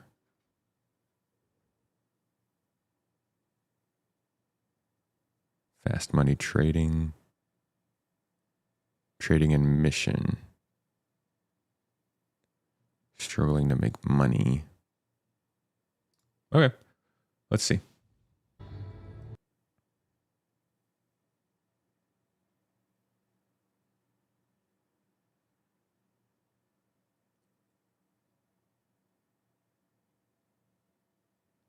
I just want to see what like some basic form of like FPS or any kind of gameplay besides ship combat. Star Citizen was basically all ship combat back then. Sneaky Bear! Thanks for the sub, man. Appreciate you. Hope you're enjoying the stream.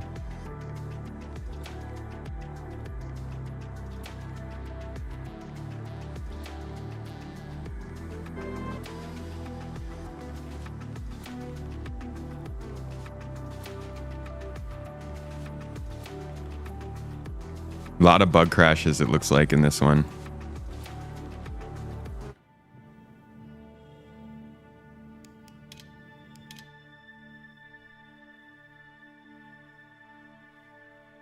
Most of the gameplay was getting your Oregon 1 server. And we had, what, 25 player servers back then? 50 player servers? Yeah, game crash.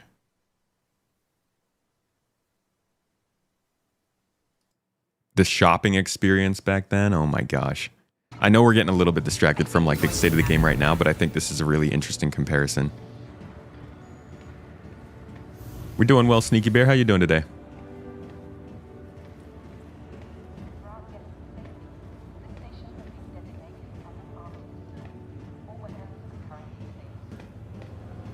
Port Olisar.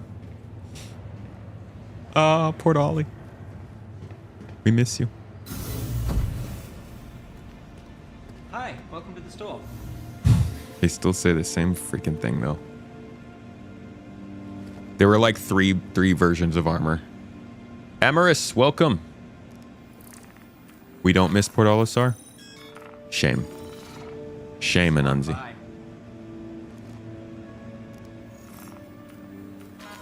The old Moby Glass, Feel free to take a look never around. full screen. We've got a pretty good selection. Here we go. Here's a mission. These were like pretty common types of missions back then. You'd go out to the yellow asteroid belt, and then you would search a placed derelict. But there were like, see folks, we have derelicts right now in the game because they systemically make them and place them around the game. These were bespoke places. They were like 3 ships. You just go to the same 3 ships over and over. Yeah, the pad ramming being gone is nice.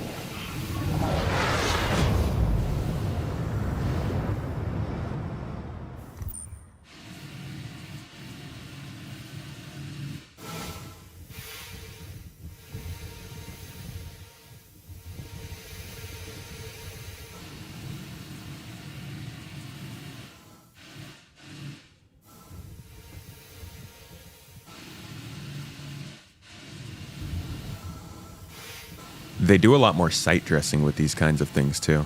This reminds me a bit of the Xenothreat stuff when you have to go on board the Starfarers, and there's just a lot more visually to pay attention to.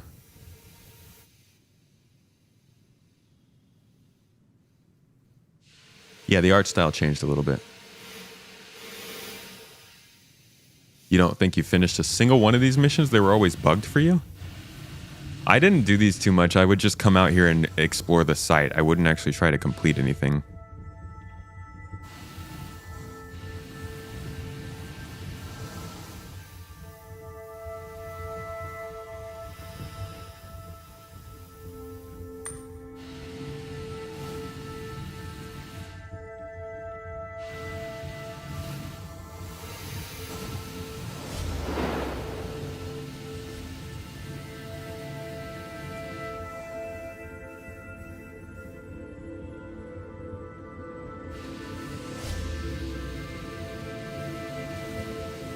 It is a cool wreck.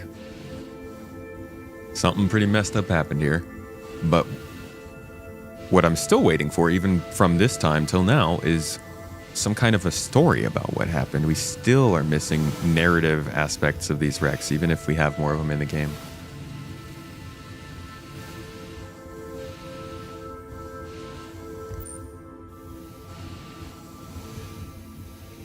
There's a flashlight down that hallway. Did he not just see that?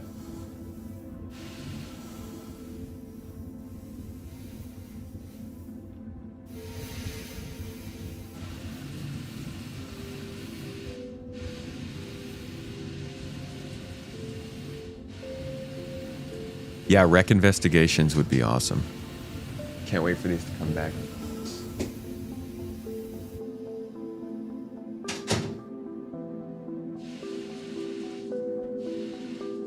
That's the crazy part. This, when we talk about the state of Star Citizen and where it is and where it looks like it's going, we don't really have a set investigation mission like this in a derelict ship, but we can go back to CitizenCon 2022, which I will admit is a long time ago, and I really hope they can say something about these missions just to at least make us aware that they still exist. But they talked about, here we go, these types of missions. You'll go to that location, objective in that mission. Currently, we have a number of mission types in the game. Some of these are not built in that modular sense. Some of these are very much bespokely built to test out a feature at one time. The original PI Wanted is one of those. Freaking love this one. Wait, this is the... Yeah, this is the PI Wanted, the Crusader Gundo mission. This is an original. This was around in 3.0. I don't know if it's still in 4.0, but one of the longest running missions. It's got voice acting, it's got narrative, it's got the ability for you to not get all the objectives in the mission and to finish it whenever you feel confident with it. Great example of how they could take this sort of experience and bring it into the game. And this whole Inside Star Citizen episode is describing how they want to do that for the new game. Mission types that do exist is we have deliveries, which are essentially a form of collect and drop off. We have eliminate missions, which is just kill someone, and eliminate ship missions, which is go there and kill destroy a ship that has a person inside of it. And there's many more. The way we see missions is they're comprised of little bits of gameplay. So, for example, we have missions where you're sent to kill a singular. Now, this actually might be changing. I haven't gotten confirmation on this yet. Don't know if I ever will, but they might be changing away from modular mission making. Not entirely sure. Person, or pick up a box, or kill a bunch of enemies. So the way how we build our missions is we combine these together. So we'll have missions where you have to pick up a box, but we'll have enemies there that you have to kill as they're kind of like an obstacle for you to get around. That isn't to say that you can't build a mission out of a single objective. The assassination mission, for instance, has one objective: assassinate a target. But even the most Raven One, thank you for the sub. Mission, like the delivery 9 mission, months too, dude. Little of Twitch baby. Sick. There's the collection Appreciate of the you. item and the delivery of the item. And if we made the collection of that item like even more difficult, we'd refer to it as a collect mission rather than a deliver mission. So our objective types, for the time being, have been pretty simple. Kill this person, go here, do this. Until now, we're now looking at doing one of the most complex type of objective and gameplay things we've tackled in MFT. With that said, we're working on a new mission type, and that's investigation. So my point of showing you this isn't necessarily to say that it's going to happen, more so that we are looking at similar types of gameplay that we were back during 3.0, but the outlook for these missions to actually be something useful compared to just set pieces is a lot higher in my opinion. But I don't know about investigate. I mean, these sorts of missions being possible, and the fact that we already have derelict locations everywhere and outposts and distribution centers, like we have locations, we have weapons, and we have somewhat NPCs that are functioning. You have most of the tools to make really good use of these locations and make cool missions out of it. It's just a matter of the mission refactor getting done and them being able to move enough people over to the Star Citizen side of missions to get that work done. I really hope they can. We miss you, Elliot. Give us more missions, please. We love missions. Currently in the game, the player can feel like a bounty hunter, a mercenary, a person who does deliveries, a cargo hauler. We want to make them feel like a detective as a new route. We're expanding constantly. We're building mining, salvage, and detective is going to be our focus in MFT. The experience we want to give players with the investigation mission is that they feel like a detective, that they feel like they're collecting evidence that will ultimately answer the question that has been posed to them, and that they're able to kind of search through the evidence and find the red herrings and like choose the right answer. So what we want is we want to build a mission that requires you to have to think, requires you to have to look around, search your environment in detail, look at each individual clue and make sure you fully understand it before you make your decision as the detective. And they'll also this is just, it's more applied. It's less combat focused. I think it can break up the pacing of the game very well. That's all a tangent off of what was happening during 3.0, which is this stuff. And you can tell pretty clearly from the stuff we've been watching here with 3.0 that there wasn't really a lot to do. Like, there's not a lot to do in Star Citizen right now, but back then it was even worse. You were basically just floating around places. Now you can kind of shoot people and do more trading and stuff like that. But we can also go to see what the trading gameplay looked like.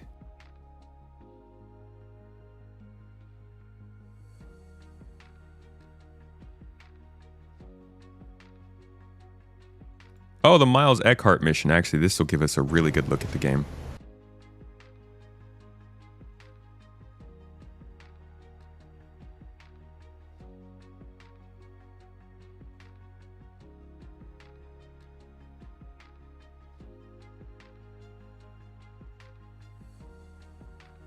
Never mind, the Miles Eckhart missions are boring.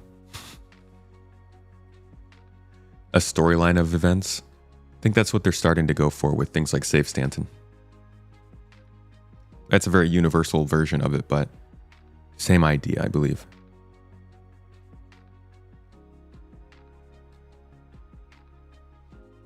All right, you know what? I think we've looked at this enough. The 3.0 launch had its problems, but it doesn't, I think, for the most part, it's not really that unsurprising that 4.0 is also having struggles in the same way. Different things, similar problems though. It's a lot of problems with crashing, instability, items not working. I think now that we have more complex systems like the physical interaction system and the UI system and the planets and stuff, there are more things that can break. We'll see if they can get them fixed though. As you can see with the 3.0 update back then, there were a lot of changes to at that time. Quantum travel, afterburner, the flight model was changing kind of like it is now. The character system was being implemented, interaction changed like it did in 3.23. They added planetary surfaces, which obviously is completely new at that time. Kind of like how we're adding new systems, I guess, is like the big change. Air traffic control was implemented. And you know how they say this is such a big problem for the game that needs to be reworked? This is the version. They built a version for 3.0 to work with the 3.0 type of game. But obviously over the years, it's become a little bit outdated. And instead of trying to fix it for 3.0, they wanted to wait until they were on to the next step of the game, 4.0, with server meshing, before they took a shot at it. Hopefully this is something they tackle this year. AI updates, kiosks for shopping were changed, inventories and pricing. Mission system was changed. Something that happened in 3.0 we also saw happen in 4.0 was we lost missions. We didn't just gain a few, we lost some of the older ones. That happened with 3.0. Many of you remember Tessa Bannister. First implementation of cargo was introduced. The 1SCU box was made. Literally couldn't even be picked up. Couldn't even pick up a box. They had cargo grids, they were broken. Buy and sell was there, it was mostly broken. You can see they did a lot of Star Marine ships, first-person user experience. The power system in ships was implemented. Emissions were messed with. The heat system was made. These are all things we're seeing happen with anywhere from 3.23 to 4.0, basically. UI updates, interaction updates, quantum updates, power system, heat system, items, cargo boxes. All this stuff is just happening again. It's hard to emphasize just how parallel the 3.0 update actually was to 4.0. If you include the 3.23 and on updates in 4, I think they split things out. Whereas with 3.0, again, those who were there would remember, they didn't give us any updates. They just said, we're not going to give you updates till 3.0 is ready. And they put everything in the one. This time they gave us 3.23 and 3.24. I think just to balance it out and deliver stuff in a timely manner. But that was a 3.0 launch. So that's kind of what I wanted to talk about in terms of stability of the game and where it is right now. That's not all there is to the project, but I think it's worth noting that like the 4.0 launch has been rough. The game is in a rough state, but they have been busting their asses to try and get stability into a better place, I think, and get a 4.0.1 out. And like Balt said, things will get rough before they get better when it comes to server meshing. I personally think that they've done a good job, but that's because I'm not looking at it from a current gameplay perspective. When I jump in the game and I'm playing the game and I'm in with the org, I hate the game's guts. It pisses me off, and I don't want to discredit that. It's very reasonable to put the game away because it sucks right now, but I think that it's in a very good place because they were able to get server meshing in and still keep the game running and start focusing on the next step.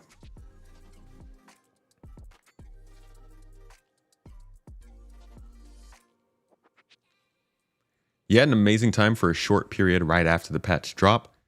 Since then, you ran away to a remote part of Pyro to have performance. You still playing out there, though? The worst of times and the best of times. And then there's stuff like this.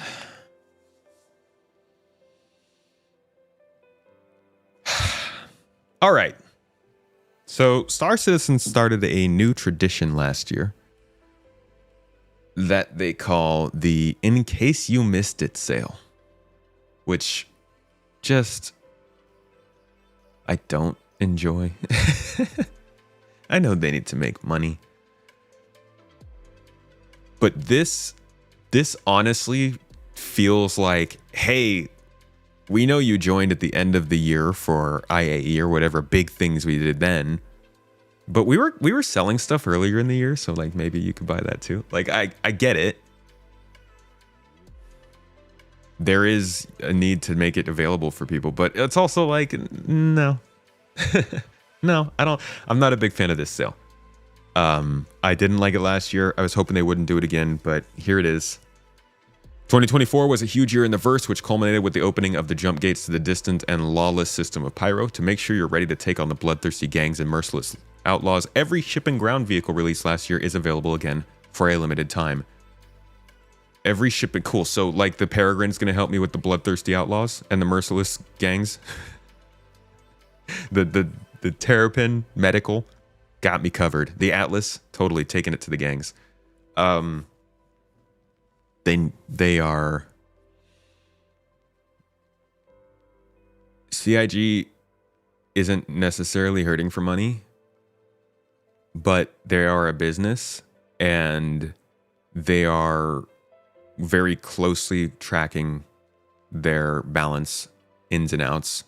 They're profitable, not incredibly profitable. They're profitable, like I think maybe a couple million a year, possibly. And I think they wanted Squadron 42 out earlier.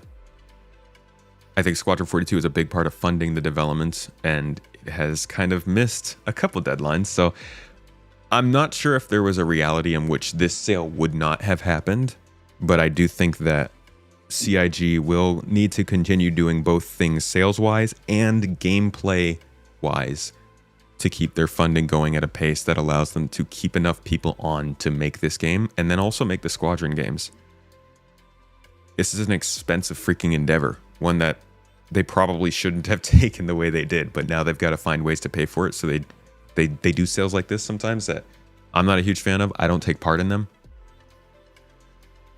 It's like I guess it's a necessary evil that you see. I still have criticisms for how they present it, but you've got to be able to continue funding the project. Only so many ships supposed to be sold of every model. I don't know about that. I thought so.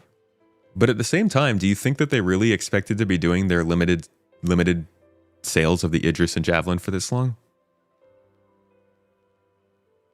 The fact that they raised almost $1 billion and don't have 500 million of that in the bank means they've grossly misplaced their resources. Wait, what?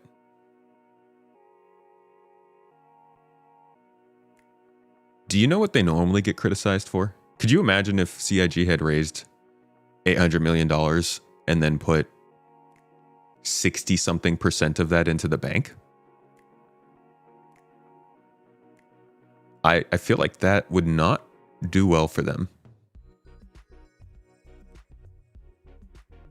If you join the game in 2 years, you could get any ships. Yeah. Wait. You could not get any ships? No, you can get ships. You can buy all the ships in the game.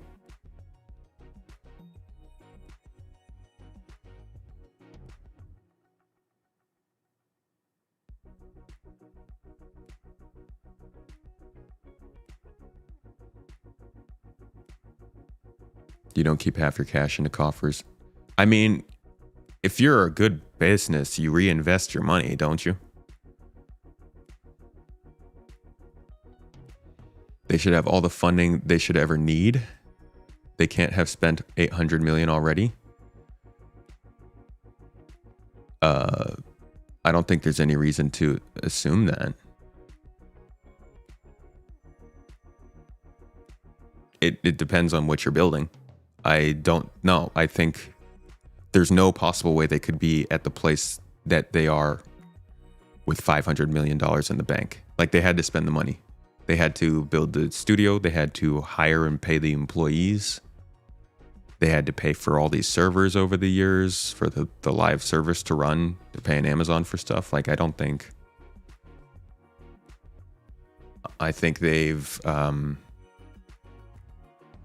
to spend a lot of the money. Original pledge says all money goes directly into development. That's what they do. Maybe with a little bit of a rainy day. Just a little bit of a rainy day. It is sketchy to be running completely on the line year after year. Just forgetting about the full office building they built. Yeah. Obviously, it would be invested somewhere. Well, that's exactly what it is. I said that I didn't say that they don't have any money anywhere else. I don't think I ever specified that. I was just saying that they don't make a huge profit. That includes, like, when I say they don't make a huge profit, I'm including their investments in their, like, in their expenditures.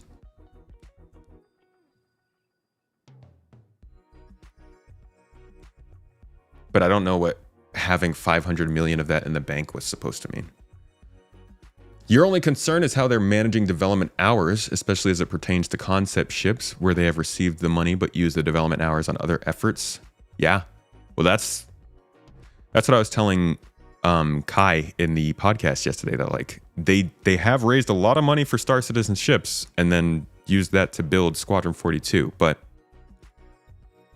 there is something to be said about how much a company is able to do that. I know that, for instance, Frontier Dev was actually making a lot of their money elsewhere, but using still a lot of that money to make Elite Dangerous. And it's like, how much can you really do that?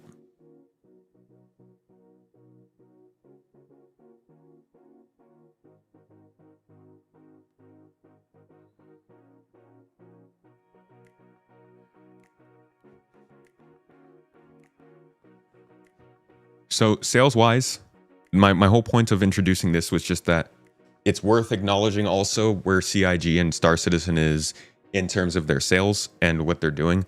I think they've made some poor decisions in the past year for the sake of selling ships. The Peregrine, I don't know.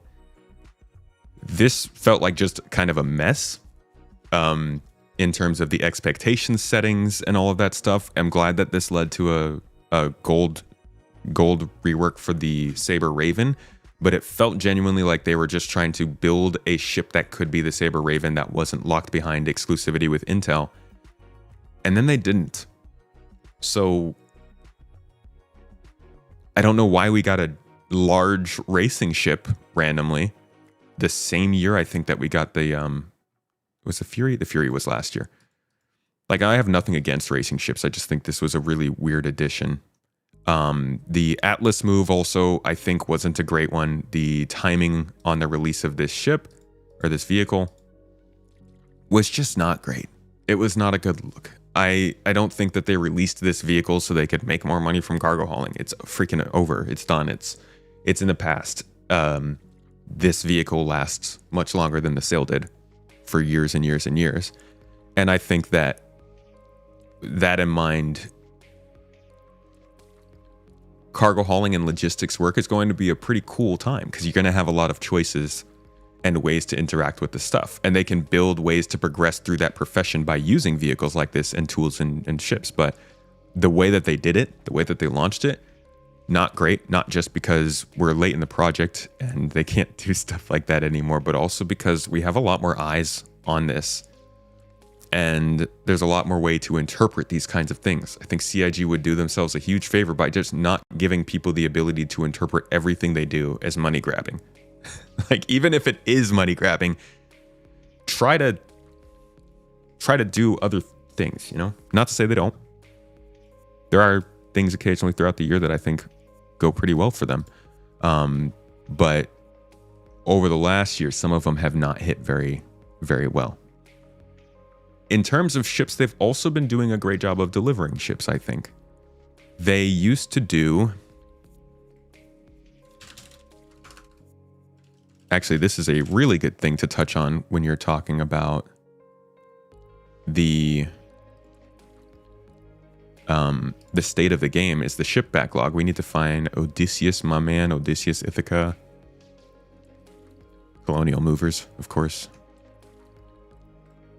He usually keeps these updated posts coming out, so it looks like he put one out at 324. So here's our ship backlog. And it shows all the ships when they were released, like for players to know about, and then the red ones are not released, the black ones are released. Now, this doesn't include things that need to be reworked. There's a lot of reworks that need to happen, but ship delivery is important, especially since that's how they're making a lot of their money.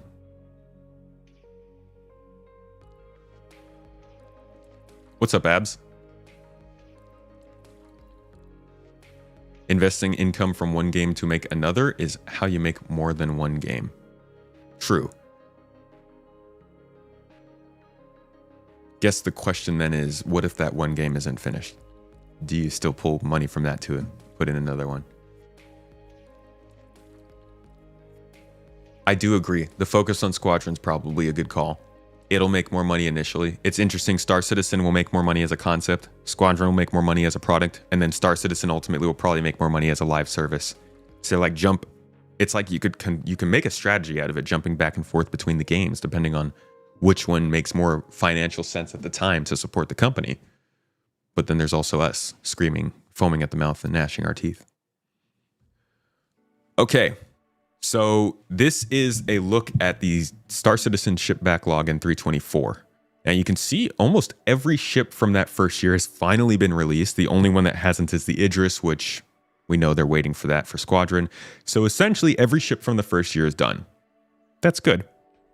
Of these, the Starfarer and the Constellation, Starfarer, Constellation, and the Caterpillar all need pretty hefty reworks. 2013... Next year, the only two ships left are the Banner Merchantman and the Orion. We know by both of those aren't happening. This week in Star Citizen, thank you. We know both of those aren't happening anytime soon. The Banner Merchantman, because the team isn't there to solidify the style. The gameplay is not there. Like, we need player shops in bases before we can get player shops in ships. And it's just a big ship that they lost a team that was working on it to Star Atlas. Orion, we're not going to have for a while because that's large scale mining. They got to build that out. So in terms of ships we can use, the first 2 years are pretty much done. I think the 890 jump needs a pretty decent rework, and the Reclaimer needs a pretty decent rework. The Carrick needs some updates. 2014, we're missing the Crucible, the Endeavor, the Starliner, and the Javelin. The Javelin's waiting for Squadron 42. The Genesis Starliner is waiting for passenger transport. The Endeavor is a fucking monster, and I don't know when that's going to happen. And the Crucible is the ultimate repair ship. So in terms of gameplay, you've got passenger transport, science, we'll say, hashtag science, and the Crucible repair ship. So for 2014, all of the ships that could be delivered with their gameplay have been. The last of those being the Lynx, I think. But both the Prowler and the Redeemer have some issues with them that probably need some reworking. And these are big ships. Like the Javelin, I don't think is going to be too much of a problem because of Squadron, but these three ships, the Endeavor, the Crucible, and the Starliner, are going to be hefty. 2015. Really, 2015 was a light year for ships. They introduced the Hull series, the Vanduul Glaive, and the Sabre. We've got the Sabre, the Glaive, and the Hull A. Now, the Hull A and the Hull C act as the sort of template for the rest of them. So I don't know how much more work these would take, but outside of the Hull series, the ships for 2015 are done. So up until 2015, pretty good. 2016, on here, the Polaris is marked as red, but it is complete. So all of the ships from 2016 have been delivered, including the Terrapin plus its variant, the Razor and its variants, the Prospector and its upcoming variant, the Fortune will be released. The Vanduul Blade is out, but needs a rework. MPUV Cargo we have, along with its variants, Dragonfly, yes, Buccaneer, yes. So 2016 all the way up until basically all the ships are done except for the hull and the large gameplay focused ships. 2017, 600i is going to have a pretty big rework. Most of these I think are pretty much good otherwise, besides components. The Hawk got a little bit of work last year. The X1 base is good. The Vulture got released. The Pioneer is in works. Pioneer's in white box, which is kind of crazy. Don't know when that's coming. Definitely not this year. But that will be the last ship to finish up 2017. And to be quite honest, folks,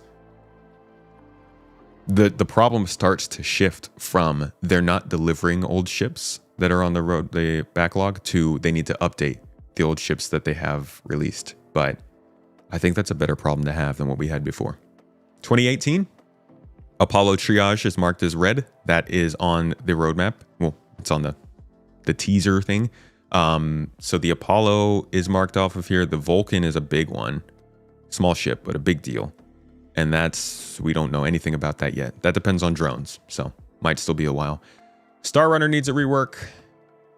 C2 probably needs a little bit of work.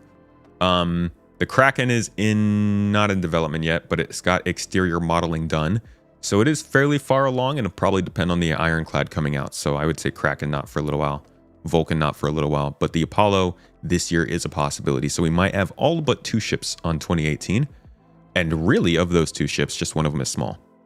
If you look at the ships that have not been delivered in the game yet, going all the way up to 2018, the only small ships that haven't been delivered are the Hull B, the Apollo, and the Vulcan. And the Apollo might come this year. So that's not terrible. Obviously, that includes the Apollo's variant, which you see down here. 2019. You'd see 2017, like these 3 years, 2016, 2017, 2018, and even some of 2019, a lot of original new concepts were revealed, which was annoying, but in the years since, they've delivered a lot of those concepts into the game. Crucible isn't that big either. Yeah, I guess it's not as big as I like to think of it.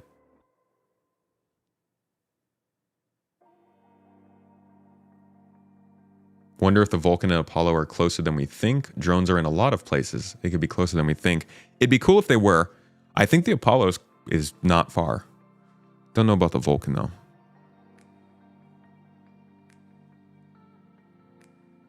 "185 viewers and only 56 likes." Hey, a big shout out to all the 185 viewers. Thanks for hanging out on YouTube, guys. Speaking of Star Atlas, they're selling planets for $3 million. What? Wonder how much SC planets will cost, how many land plots you need to own a whole planet. Dude, it would be so much. They said that the price for land plots is going to scale as you buy more and more land, specifically so that people can't like just buy up a planet.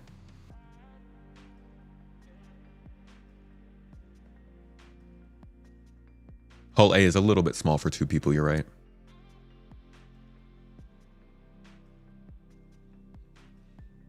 All right, moving on to 2019. We've got some crowd favorites here. The Corsair was included. The Mole is here. The Ranger is also here, but the Ranger probably will not be delivered for a while, I would say.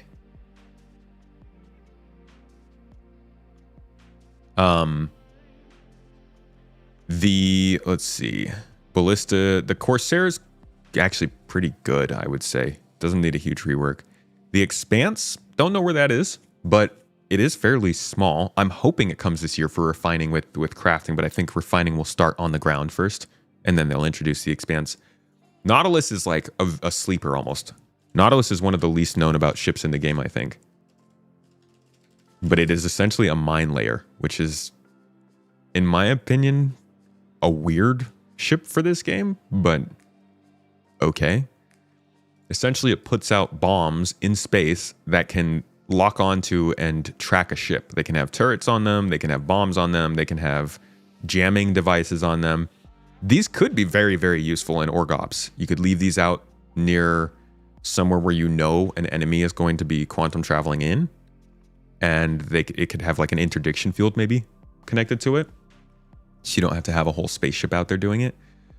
And it's a cool looking ship. I really like the visuals of it, but I don't think I'm ever going to make use of it outside of our org. I actually think the design of it is one of the better looking in the game. Trying to find a good picture. Here we go. Certainly a cool looking ship.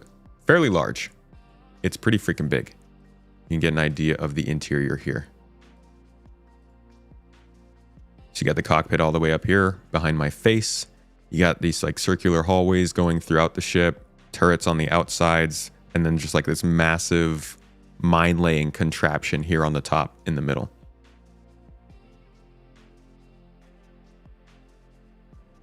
You hadn't heard about the jamming mines? Oh, sorry, that's me theory crafting. The only mines we've had confirmed are the turrets and the bombs. Very sorry. I let my own theory crafting sneak into that. But I think obviously there's a lot of griefing potential with this, which they got to think about. But there's also likely a lot of danger of using this. If you do mine an area and you put out mines there because you know it's going to be a combat area, but it's not a combat area a week later because your mine persisted. If somebody runs into it, that could be on you. So this might be the case of you're not just laying mines for offense, but this is also a very important tool in clearing mines. This is also a mine sweeper. And if you leave something out there that's part of war and then it attacks someone that's not part of that war, that might mess you up in terms of reputation. Don't even remember. I think they said officially that it's supposed to be. Let's see.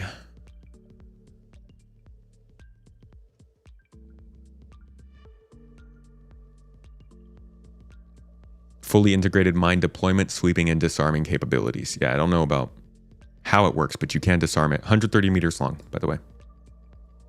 So that's also on the roadmap. I don't think that's coming anytime soon. But that's right there alongside the Expanse and Ranger. Those are the only 3 ships in 2019 that haven't been delivered. 2020, we move on. The G12 is like, I think, the sore spot on their record. Because there's no reason for the G12 not to be in the game. And there is a unique reason to have the G12. It is the only buggy, like a Cyclone, that also has a closed cockpit like an Ursa. So it could be a very useful ground vehicle, but we don't know where it is. Besides that, from 2020, we're just missing the Perseus, which we know is in production right now, and I think is a pretty good chance it's coming out this year, if not almost guaranteed. So just missing, by the end of this year, just one vehicle from 2020 along with its variants. 2021? Toes. Liberator.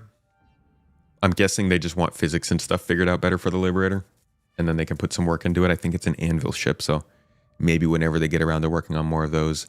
The Odyssey is a big missed exploration ship that I don't think is coming soon. But again, big ship, specific gameplay. It's also a miner and a refiner. It's got a lot going on, so it might be a while. The Raylan is an alien ship, so it's not out, and I don't know when it is out. They were supposed to work on the Raylan after the Santok Yai, which was released back in 2018. But they did not. Docs Doge, thank you for the sub, using your Prime sub. I appreciate you. Folks, if you have Prime on Amazon, I'll put out the little reminder, just because sometimes people don't know. You can use a Prime sub to support somebody you like on Twitch. So, shout out to you, Doge. Thank you. You also get access to our exclusive videos. Ironclad, a bit of a test run for Liberator. Yeah. In 2022, we saw the Cutter introduced. That was straight to flyable. We saw the Galaxy. Just don't know where that's going to... I hope the Galaxy come next year. I'm not sure what their plan is for that, though. The Legionnaire is the hacking ship that they have talked a lot about at length. It was supposed to come out last year. So I'm thinking the Legionnaire has probably seen a decent amount of work to get it up to at least the gray box state, and is likely not a huge amount of work after that. So we might see the Legionnaire pretty quickly after hacking gameplay finally gets done.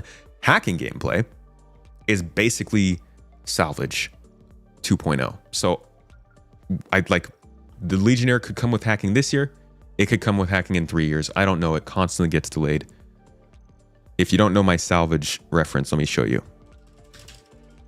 Salvage was the most delayed feature in Star Citizen's history. To the point where it was comical. This picture. This is not all of the delays it went through. This is just the ones that happened up until the point this picture was made. But you can see that we have a 3.2 delay as it was supposed to be in there. Another delay to 3.2. A delay to 3.3. A delay to 3.5. A delay to 3.8. A delay to 3.10. Another delay to 4.0. Oh, 4.0 is not happening? Okay, delay to 3.15. 3.15 is not working. Delay to 3.16. Oh, we need PES. Okay, keep on delaying it. And it kept going and going and going until they finally got persistent entity streaming, which the whole time, I'm pretty sure persistent entity streaming was the blocker for salvage. They just, for some reason... I don't know, not for some reason, it's because they didn't manage expectations well with this. They just didn't say it back here. Hey, we need some big tech for this. It might not happen quick. Instead, they just kept saying, no, it's going to be in this update. No, it's going to be in this update. No, it's going to be in this update. And that was frustrating to see. So is hacking running into something like that too? I don't know. But hacking continues to be delayed in very similar ways. So... while the Legionnaire could come this year because they've said that it's getting worked on and hacking was being worked on, maybe it's also going to slip into next year or the year after. Oh, there's a giveaway going on. That's right. Thank you for pointing that out, Mrs. Tomato. Also, Vetinari and Shifty both subbing up with the Prime sub on Twitch. Thank you guys. Worth a mention. We're approaching a hype train. If we approach a hype train, I'm going to put on some hype music. Sorry about it. Our giveaway is actually for this ship, right? It's my own in case you missed it. In case you missed it, we're giving away this. So if you want a Guardian for combat and a copy of the game, and you want to save, I don't even know how much this is, 200 something bucks, get into our giveaway. Even if you don't want the ship, it's still like $250 of access for you, or of credit for you. You can use for another ship in the game. All you got to do is hit ! giveaway and hit those links that pop up. Do you think with hacking comes also data running? I think data running will come with markers, placeable map markers. Toes. How does the giveaway work? Basically anybody can enter, and then we will pull the entry. Should say the date on there. Mrs. Tomato's running it. Whoa, we hit a hype train. Let's go. Dr. Spanners, thank you for the prime sub, man. Appreciate you. That means we gotta play the channel song, you know.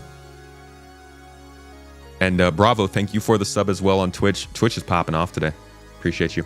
All right, let's continue. Hyped through this backlog. I don't even know how to do that. The UTV from Tumbrel is kind of a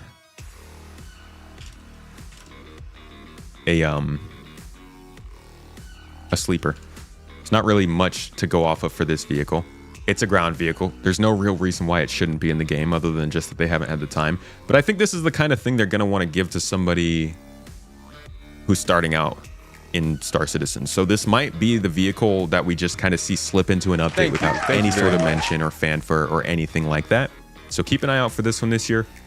It can probably help a lot when it comes to things like base building and navigating around those bases. Yo, Spanners dropped 5 more subs. Get out of here, dude. Where's my freaking Spanners? Appreciate you, my man. Thank you. The STV's out, the Spirit's out, the Mule's out, the Cutter's out. So Legionary and Galaxy are really the 2 ships from that year that we haven't seen, and both of those have a good chance of coming in the next couple of years. I think the Legionary is actually less likely to come than the Galaxy, to be honest. Why are we dancing? Hype train. Dance to the train. 2023. 2 years ago. What was happening? All right. So the first ship that we saw, or actually I think it was the last ship we saw that year, was the Arastra, new mining ship from RSI, something people are hopeful will be worked on with the RSI focus right now, but I don't know about that. The Fury is out. The Pulse is out. The Storm is out. The Siulen is out. And the Zeus is out. I can't even read. Okay, it looks like the Guardian and Intrepid were also introduced in 2023. So both of those, wait, really? Oh, because I think they might have been leaks maybe or something. Because both of those were supposed to be straight to flyable, right?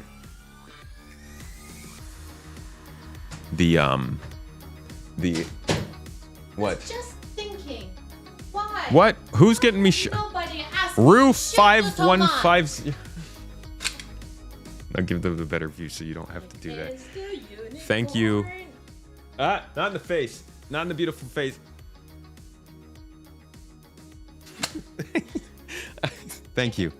I love the disembodied gun just like sitting on the camera, leaning in to shoot me. It flaps. That's a little too happy for the pain it causes. Murder unicorn. Take your dart back. Get out of here. Okay. Hey, come on now. Thumbnail picture. Thank you, Rue. Appreciate you getting me shot. I think the Guardian and the Intrepid were straight. Pretty sure the Guardian was straight to fly. The Intrepid certainly was. Okay. I don't know why those are on the 2023 list, whether they are or are not. What the? Just throw a freaking. What the f was that? I've never seen that. That was pretty funny. That was pretty good. Whether they're introduced in 2023 or not, they're both in game. So the only ship introduced in 2023 that's not in game is the Arastra. We're also missing the Zeus MR variant, but we do have the CL and the ES. So they've made the Zeus. They just have to build the variant. So we're doing well 2023 as well. 2024. Wait, the Ironclad should be in 23. Oh my God, was the Ironclad introduced last year? Wow. Okay. 2024, we have the Atlas, we have the CSV, and we have the Hornet. There are plenty of variants that need to be delivered from 24. The Atlas, the Hornet, and the Starlancer variants. We got the Terrapin Medical, so that's good. And we got the Starlancer Max. So from 2024, we're basically missing the ships that are from like the list, which is the CNOU ship, which I think is what he's saying here. The Grey Cat vehicle, which is a ground vehicle. The Drake ship that we saw had the folded up wings. The Ironclad, which we all know and expect probably this year or next. I'm hoping this year, end of year. And that's mostly it. So in total, there are 207 ships. 156 of them are currently flyable, marking 75% of all vehicles delivered. You can see the backlog here and where they stand. I think this is finished ship versus backlog ships. So it looks like the biggest amount of backlog ships is coming from 2019. Yeah, the folded up wings. People think it's Drake ship. You don't see the Apollo on the list? Yeah. Right here. Perseus is here. Right here.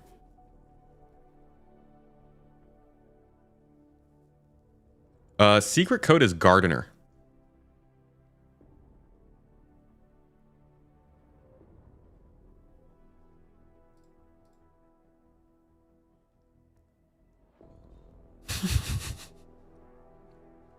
Total flyable ships, 156 out of 207.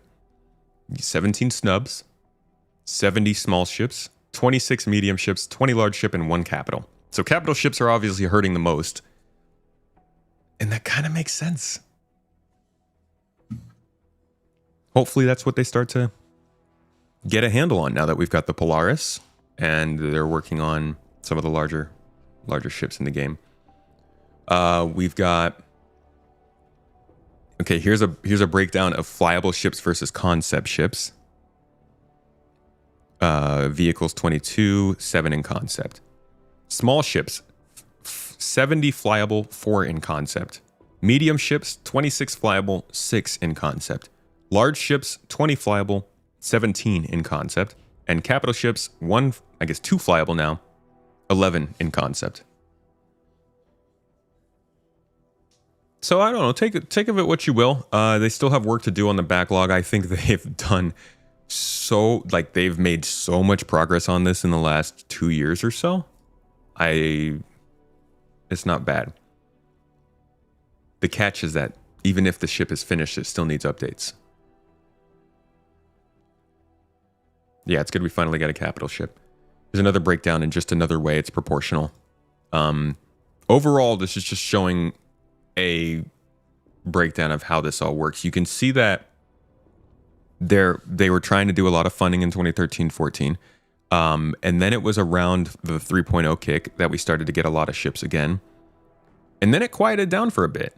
And then the last 2 years, it's picked up again. And I think that's because they transferred their system away from concept ships and more to straight to flyable ships. And because they got to a point where they could make straight to flyable ships relatively fast, they decided it was probably better for their... It's better for their vision and probably better for their sales if they just do straight to flyables instead of concepts. 11 capital ships. To think of a few. Idris, Javelin, Pioneer, Kraken Privateer, whatever Idris variant there is, Endeavor, Orion, probably missing a few. 890 Jump is there, obviously the Polaris is in there. Maybe a couple more. So that's ship backlog. Next, let's look at... Oh, this was just talking about where all the information is in January. We're a bit late. Oh yeah, Bandy Merchantman, thank you. We're a bit late on information this year, so people have been asking questions. He said, we're working on the release view and progress tracker, but it may take a while before you see these updates. Not sure what a while means, but honestly, if we don't see a release view update by the 5th, I would say by the 12th, then what the heck's going on? We need some communication on not necessarily roadmap, but 4.1 plans by the 12th. Because right now we just don't have no clue what the heck's going on with this game. We don't even know what plans are for the next quarter, which is absurd. Didn't know the Endeavor was a cap. I think it's a cap. If it's not now, it'll probably get expanded to be. Bike models might be done, but the motorcycle driving mechanics are not done yet. Yeah, I can't even imagine trying to drive a motorcycle in Star Citizen. Just gonna go through the floor. From 1.0 release perspective, how many ships do you need for the game? I think any ship that's not a capital should be released for Star Citizen 1.0, and most of the capitals should also be out. Cap is, yeah, Endeavor's a cap, cool. Another part of, missions lost. I keep on trying to jump forward. This is actually something I meant to cover earlier when we were talking about the mission refactor and the fact that 4.0 was missing missions when it released. Just like with 3.0, we lost missions. And here's one of our main mission guides, Elliot, as we mentioned earlier in the stream, explaining why. The mission system refactor was an absolutely huge task that had a ton of hidden complexity and things we needed to redo, consider, or just general tidy up. With this, I made a priority list of missions to get refactored first. So you will notice a few missions have gone missing. This doesn't mean they don't work. This doesn't mean they won't come back. We are working through refactoring some of the ones that we didn't get time to do for the first 4.0 release, which are ones like the 890 jump mission, the hijacked caterpillar. Some missions might come back with the same name, but play very different, as well as we are using this time to also... Is there blue text here? Just gonna...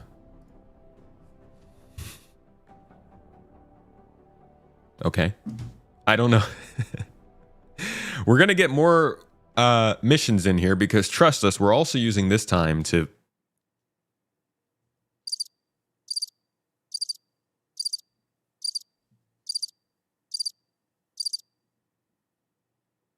just so you know. And that's 4.0, everyone. I don't know what the heck that's supposed to mean, but it sounds actually better than 3.0 did. When 3.0 came out, they were like, yeah, we lost some missions. Oh, well. Like you can still see in some of these Star Citizen lives, they're still talking about bringing back Tessa Bannister. So this is at least seemingly a faster effort to return people to the missions that they like. And I'm glad they're also talking about some of them playing different. That means that they are taking older missions that we had that maybe played for 3.0, and they're probably going to make them a little more complex and a little more complete for 4.0. So my hope is that by the time they've finished their mission refactor and gotten the ones they want into 4.0, we're not playing any that are particularly outdated or boring. They're all kind of updated for the game as it is now. They also said, not all missions are... Okay. We are no longer hyped. The hype train has ended. Thank you everybody who took part in that 10 gifted subs, 100 bits. Dr. Spanners, you're a homie. Bravo23, thank you very much. Shifty, Vetinari, Dux Doge, you're all awesome. Thank you for making this stream, or for, I guess, sponsoring the stream today. Which, like, we do technically, we're still doing our HelloFresh sponsorship. Like, we're still eating the food and cooking, even if we're not doing it on camera. And if you guys would like to, you can still get 5 free meals using our code to order some foods.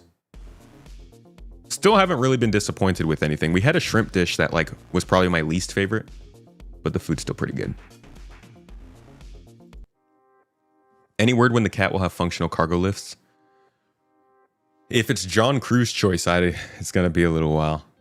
I think they regret that choice, but I don't have any word on when that might happen. I would assume whenever the cat gets its rework. That might happen after the Ironclad. I bet you them building the Ironclad is going to give them a lot more assets to update the Caterpillar with, so keep an eye out for that this year. All right, so they also said not all missions are gone, that are gone will come back, and we're still finalizing that list. The reason for this is some of these missions are incredibly old and a product of Star Citizen, where Star Citizen was at their time of release, and we don't consider them fun or to represent the vision we have for Star Citizen 1.0. However, as mentioned before, some of these missions might come back just in an incredibly different gameplay state. It's all part of our effort to make fun and engaging content for our player base. I'm very excited for the missions aspect of this game. Now that they've got server meshing in and they can start working on the mission refactor, once that refactor is done, I've got my fingers crossed. I'm very hopeful that they can start to implement the missions they've talked about. Because it's not like there aren't any, okay? The barge heist, you guys remember that? The Crusader barge heist? Undoubtedly, that just disappeared because the performance wasn't working or they couldn't get the loot in that would make it rewarding enough. How about mining missions? Remember when they were talking about doing mining missions for the profession? It was supposed to come in around the same time as the salvage missions. Probably, again, not worth doing until mining was in a better state and they could have their mission refactor to slot it into where it's actually supposed to be. And then there's the investigation missions we watched earlier this stream. There's quite a few pieces of content that they've shown that I think have been not able to be implemented, partially because of the stability of the game, and also partially because people like Elliot are working on fumes because so much of the effort is towards Squadron 42. So if both those things can figure themselves out this year to some extent, we might see a lot more missions. Now, finally, going towards another part of this game that has changed that is likely to rub people the wrong way, but is natural, is the community and the culture of said community. For those who have been around for a while, it's pretty hard not to notice that the overall vibe of the community is different. I think a lot of that comes down to not a lack of patience. Like, people have been plenty patient. I think it comes down to the game taking so long and not making a lot of good progress, which has made people mad. Absolutely. And you're completely free to be frustrated and angry. I would suggest taking a step away. Surrounding yourself with something that already makes you annoyed is not a great life choice. But there is also just the game is getting more popular. Now, I am not in any way saying that people who don't like the game or anything are bad. This conversation is headed more in the direction of people who are very purposefully kind of being problematic or obtuse. Trolling people in the game by like doing things that actually ruin the game for them. Following them around, constantly screaming into microphones when you can't mute players. Stuff like that is becoming a bit more common. We've always had our pad rammers, but the community is starting to turn into a proper gaming community, you know? And gaming communities have bad actors. And I think that the less we have tools to handle those bad actors, the more it's just going to keep being people angry at each other. Like, people have been asking for self-moderation tools for quite a while. The ability to mute players, the ability to like block players. I think even possibly being able to go into a different shard from another player. I don't know how that would work. But like, there's a lot of, I don't want to call it anger. I think just like conflict in the community. Plenty of the community is great. We do a lot of fun talking on the Discord, even here on the stream. But I'm sure you've all noticed that it's almost hard to talk about things without having to acknowledge that something is bad or something is broken. And it leaves this whole category of people just causing trouble for others and enters this kind of like, oh, we're bored, so we're just gonna do whatever. Whether it's, I'm bored, so I'm gonna murder players however I want, or I'm bored, so I'm gonna go on to Spectrum and troll other players, or I'm bored, so I'm gonna come on stream and list all the things I'm unhappy about. It's not that those things are bad. Not all of those things are bad. But they add to a dragging morale. And slowly, as the focus of a community turns more towards the unhappiness of the community, I think it degrades the community over time. Again, I'm trying to be really careful with how I say this, because I'm not saying people can't be negative. I want to be very clear there. It's not that you shouldn't be negative, but when it is always negativity, just like when it's always positivity, it's going to be rough. And I think there needs to be a balance, and I guess we might be in the midst of balancing. There have been points in Star Citizen history where everything was obnoxiously positive too. Myself included. I've been very positive about stuff over the course of this development that I probably could have been more reserved and hesitant about. And I think there has been a correction with that, but maybe a large correction that has now led to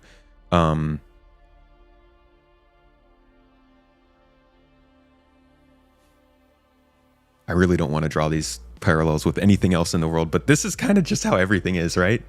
Like there's a lot less nuance, I think, largely because one type of messaging or philosophy is very outspoken. And so the people who don't like that see this outsized proportion of that sort of philosophy and thinking. And so they become louder to try and, counteract that. And that can sometimes gain a lot of ground that ends up running its course and then continuing to go on and on. Last night, there was a guy who posted at the entrance of a contested zone killing players as soon as they walked in. He was bragging about it in the general chat. Yeah, see, like stuff like that is... A lot of that is people just being bored. I bet that player would be off doing something much more fun if they had stuff to do. And that's grown a lot over the years as the community has grown. Even though the game has gotten more stuff to do, it has not kept up with those expectations. Posted a forum post about the swing towards PvP being unfun for PvE players in the current state, and that thread got toxic so quick. That's another thing. I think that's part of it is everybody assumes everyone's argument. Not everybody who wants PvP in the game is somebody who likes PvP.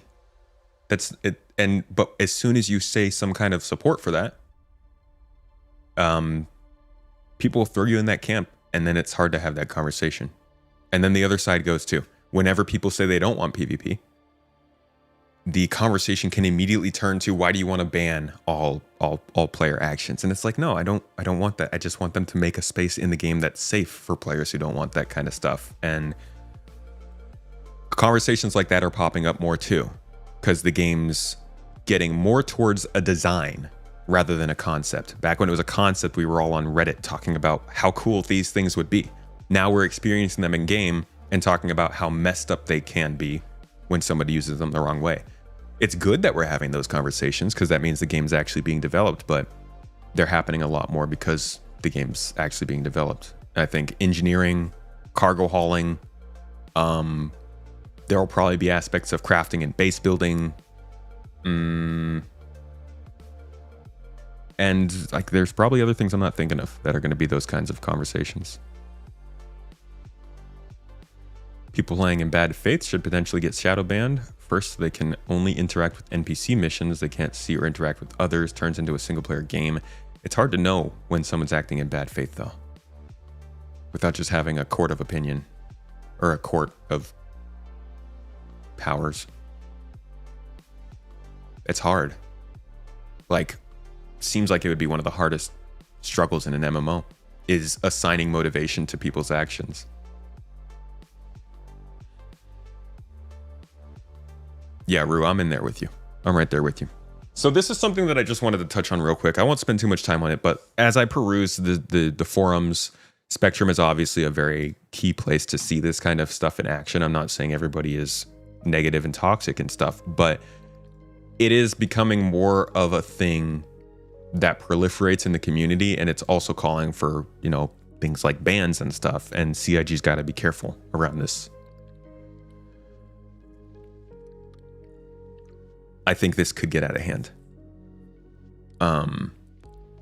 But I also think that a big part of solving this problem is building a game that people are actually excited to play.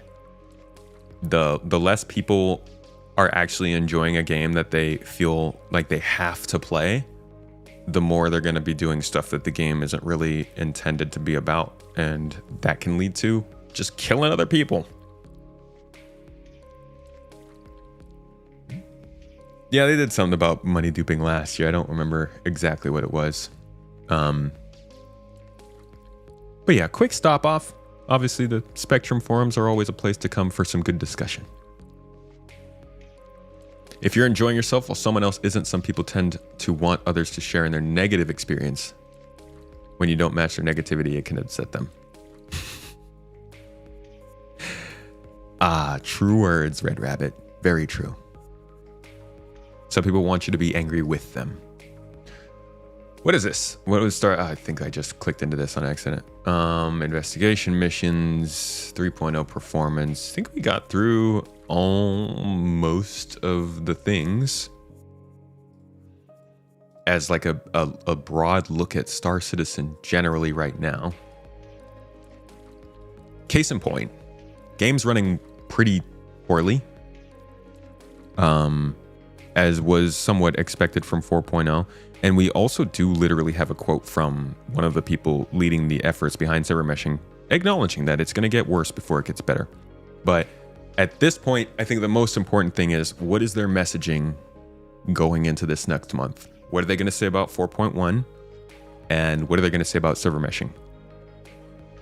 Very important points. And in the grander scheme of things, looking at ship sales, looking at features, looking at the ship backlog, I don't think this game is in a bad state at all. I actually think that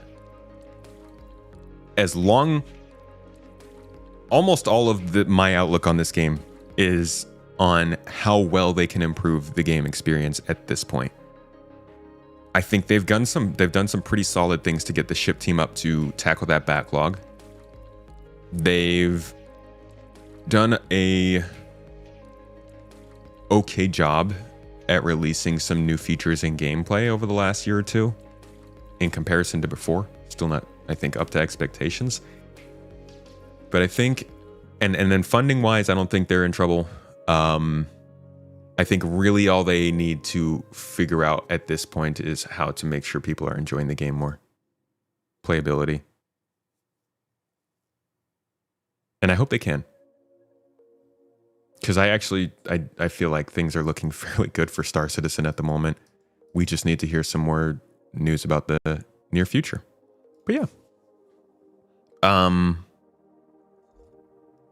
guess we can look at the near future. What's coming next. I don't know if this is going to be its own video or if I'll include this here. I think this might be its own thing. But this is the report for this week in Star Citizen, what's coming up in the next few days. And it looks like there are some interesting things being said. So let's get through it.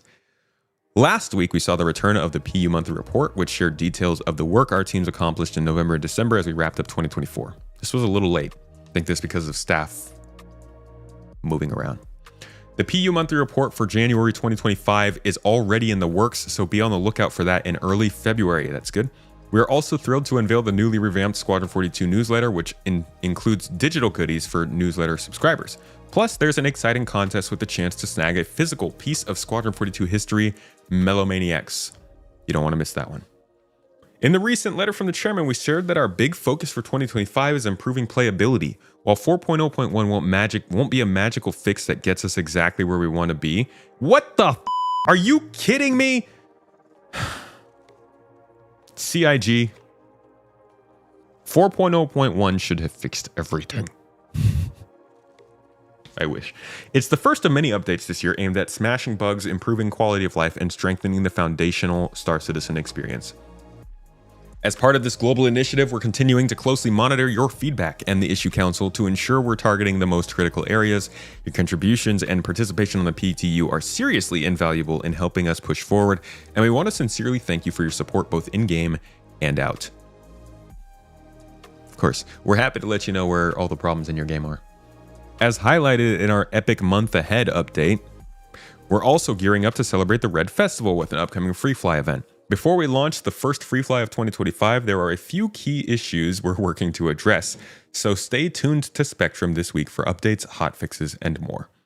For those who have yet to complete Stave Stanton Chapter 1, this is your final call to do so and earn exclusive rewards before time runs out. And let's not forget, our Bar Citizen World Tour will continue this week.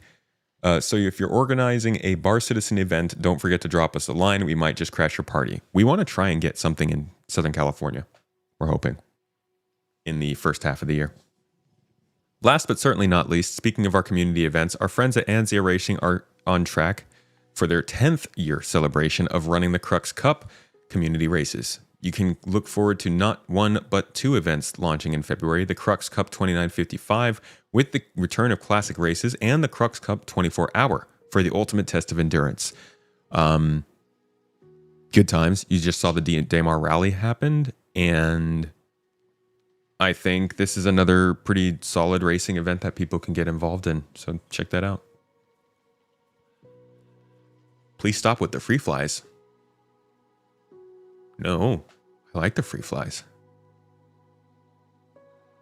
You enjoy playing PvP games and you haven't really ran into many PvP players. You don't think there's anything wrong with a completely PvE MMO game. I don't think there's anything wrong with that. I don't think every MMO needs to be that, though. You've been stuck on a bugged tutorial mission and completely unsure how to play. Just been shooting folks in Arena Commander to occasionally pass the time. What is the bug? Big quads. Were you just too new to think the project has been pretty great these past couple of years? Oh, I'm sorry, I'm reading two different comments. Outside looking in, you think the project has been pretty great these past couple of years, like it could be faster, but you're having a decent go just following along adjacently. That was my point of the podcast yesterday too. I think that was good to get kind of an outside opinion. Think you're too new to feel you should have a voice in where the game should go. Others have spent a decade plus helping. Everybody has a voice, my friend. I would definitely suggest looking at the design documents though, so you can get an idea of where they are going.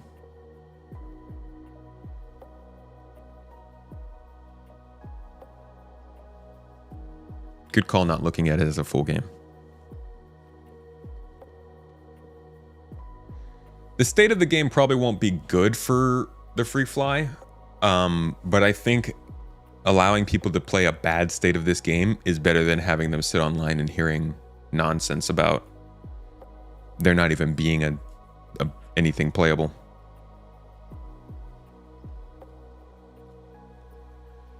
Most of the last several free flies have happened when the servers were total crap. I don't know if they're even scheduling them based on... I think they schedule them based on the time of year rather than the game itself.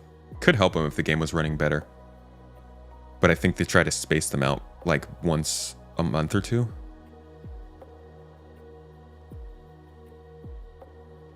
Do the enemy turrets at bases need nerfing, or do you just suck at the game? They can be pretty hard to hit. Your shots might not be landing. I would suggest bringing a hover bike with you, landing a little ways away, and then driving in.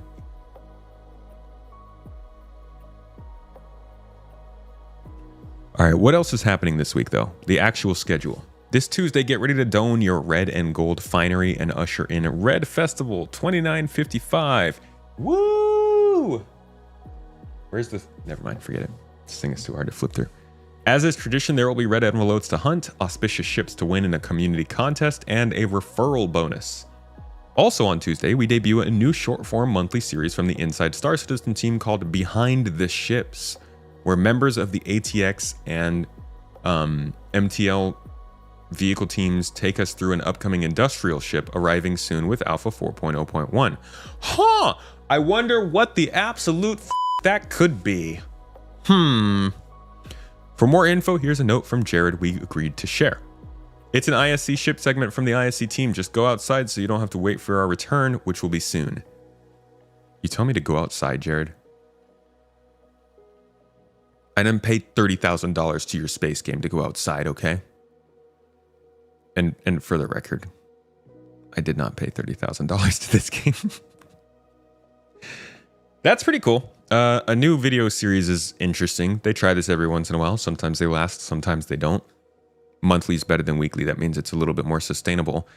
It's a ship hype video, right? This is going to be something that they can also use to help build excitement for the ships every single time a ship comes out. And I will, like a good little space tomato, probably make a video about said ship with the added advice to maybe not spend mural money on it. But this is probably going to be a look at the Misc Fortune. And it looks like the only other thing on Friday is the weekly newsletter. So there's nothing happening this week. ISC and SCL still out. I think until next week. Last year, they didn't come back until February, I believe. Is that true?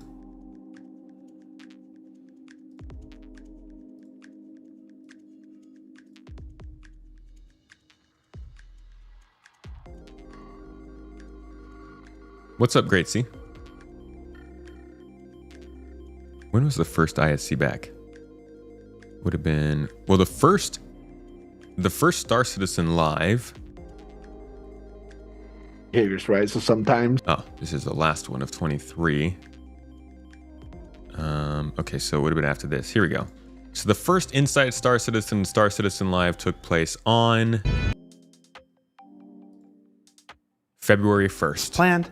And February 2nd. So we should probably see them coming back next week if they are on schedule. We shall see. Loads happening in GII. Hey, there's always good stuff happening in GII. Chief Tygon, thank you for the sub on Twitch. He's a homie. Thanks for using that Prime sub, mate. Toes. Okay. So that, my friends, is kind of the current state of the project overall. We didn't look too much at Squadron. I think Squadron is also in a good place, but we don't really know what's going on outside of the prologue. It could be that the prologue looks great and the rest of the game is still ways away. They do say it's coming next year. We can't really trust that, but we'll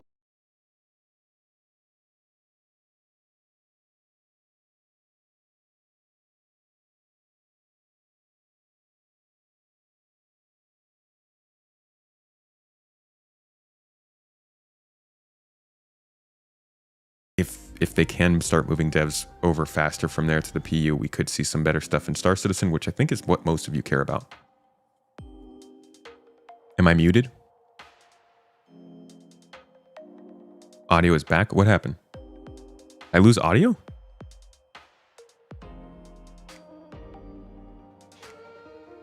Did I lose all audio or just my mic?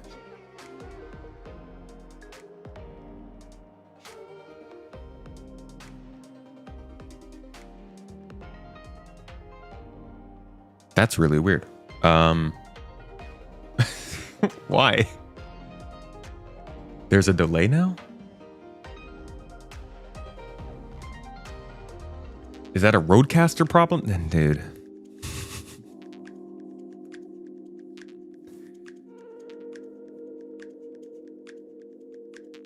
That's too bad. Well, I guess that means that I can randomly lose audio at any time. Gonna be great for podcasts. Okay, well, what I was saying was just that like Squadron is important to the success of Star Citizen, and if it's getting if they can move people over from Squadron to Star Citizen, that's gonna be good for all of us. And I think that's one of the biggest things they can do. The joys of cool setups, man. I hate technology. Thank you for letting me know. Just let me know if the audio goes out again. Okay. Oh, wait. You guys have lost... Dude, what the heck happened? You guys... My computer's not updating anymore. There we go. Man. What's even the meaning of that? How do I... It's probably the motherboard again. Anybody who's helping the channel through subs or tips or Patreon or whatever it might be, getting socks. We are currently saving up to get a new motherboard for that computer because it seems to be continuing to do weird things like that. So thank you. That and the camera, those are the two things I'm focused on. Hopefully by April we can have those updated. But anyways, that is the current look at the project of Star Citizen, its health, its outlook, its ships, its features, all the things. My mic. And hopefully that gave you a little bit more education on it, more information. I don't think, I didn't hit everything. We could look more deeply at specific features like engineering and salvage, but we already do that on our own in completely standalone videos. In fact, one of the videos on Space Tomato 2 right now is about engineering and ship maintenance. So we'll continue to touch on the different features on the Space Tomato show here in Q1 of this year, just to set expectations for what the year looks like and what the game is. We'll talk about hauling, we'll talk about crafting, salvage, whatever it might be. But for now, this was a general look at the game, and I hope it gave you at least somewhat of an idea of where it is in the grand scheme of things, and maybe helped you figure things out for yourself a little better. Have you done a BIOS update recently? Not like in the last few months. Don't think we'll hear anything from Squadron until they're ready to announce on a big stage and give a more concrete date. You guys think that they would, you think they're setting up for a showing at the Game Awards this year? If they really do believe 2026 is going to happen, I think the best way that they could make a hit with Squadron is to pay Jeff Keighley ungodly amounts of money and get Squadron 42 to play as their either opening or closing trailer at the Game Awards. I don't know if they would be ready for that kind of visibility by this time next year, but if they really did want to make a splash with marketing, before I would have said E3, but there is no E3. Summer Games could work, the the 2026 Summer Games Fest. But I think the Game Awards is now the biggest annual event for games. Gamescom's pretty big. Is that still bigger? They could also get an easy, like, could you guys imagine? It'd be just like Cyberpunk's thing. They get Mark Hamill to walk out on stage and introduce Squadron 42 and tell everybody, you can fly with me. Red One. Like, there's so much marketing potential in having Mark Hamill connected to a space-based game that I think they better get him to walk out on a stage somewhere, right? More likely to do a live playthrough instead of a trailer. I think for us, they're more likely to do a live playthrough. I don't think... Did I lose audio? I don't think that normal players would sit through that. Maybe they do a little playthrough like Anthem did, but that was... Poor Anthem.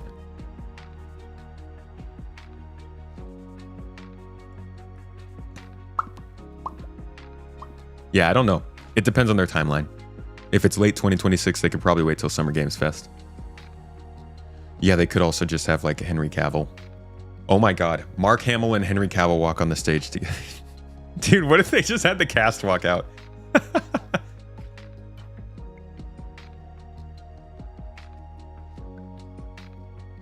Okay, so that's my talk about the current state of the game. Now I want to talk. It's still the Space Tomato Show, TM. Still working on a name for that. But my last segment for today is going to be a look at another game that people have been asking me about, called The Verse. Now, I'm trying to cover more space games. We talked about X4 last month, and I've been meaning to jump into that. I just haven't gotten the time. I'm also going to start to do an episode, or at least a segment on Elite Dangerous soon, because I would really like to get into Elite Dangerous again. Things are looking good for that game. Jump Ship is actually another game that I'd like to show you all this year whenever it does come out.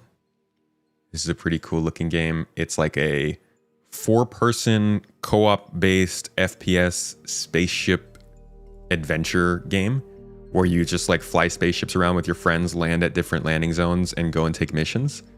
I'm really freaking pumped for this game. So this is another one I want to check out this year. And then, yeah, I think that was kind of like my short list for the year. If Outer Worlds 2 comes out from Obsidian, then I would also love to play that. But I don't know how expansive that's going to be. ED is still alive. Kind of shocked they survived. They had a debacle. Yeah, I think they've recovered a little bit. Now they're focused on computers, and they are, it seems, focused again on like general core development in Elite Dangerous. It's exciting.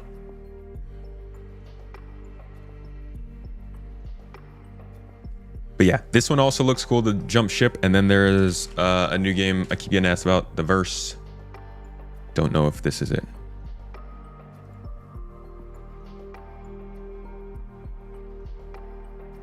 I could just be clicking into some random website right now. I probably should have checked this beforehand. You stopped playing ED after about 1,000 hours. Jeez. I stopped after like 70. So I have a lot to get back into. Maybe the Verse game. I don't know if... I don't even know if this is it.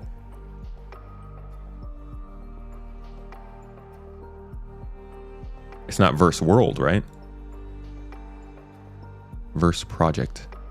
In this multiplayer game, you have to explore the solar system in real scale, control spaceships of the near future, explore planets, moons, and asteroids, mine resources, fight for space domination, and build the future of the universe. All right, let's see. Oh no, it supports Xbox controller. It's gonna be on console. Controller support. Let's see, what is this? We invite you to dive into the early version of Verse Project, a multiplayer space game with a vast open world. The technical demo offers a unique chance to explore the game's core, including the flight system and world interactions, which will evolve with the community. Please note this is early access and may change significantly. You can get demo access on the website, join the Discord. About this game, it is an innovative multiplayer space simulator created by a small developer team that offers players an unparalleled level of immersion in a detailed and expansive universe. The game features an accurate simulation of the solar system at 1-to-1 scale, where all planets, moons, and celestial bodies are placed in their real proportions and orbits. Love it. Love that. It's like MMO Kerbal Space. I wonder if they're getting as simmy as Kerbal Space, or if it's like a kind of, sort of, but not quite. Experience full immersion in a unified game world without loading screens, where thousands of players interact in real time. Explore space, develop your skills, and participate in events that change the dynamic of the universe. That, not gonna lie, that sounds quite similar to Star Citizen. Realistic solar systems. Each planet, moon, and asteroid is in its real orbit. There are no separate servers or divided worlds. Every player coexists in one universe, creating unique stories and affecting the overall pictures of events. Again, it sounds quite Star Citizen. Honestly, this actually would be more... This would be bigger than Star Citizen.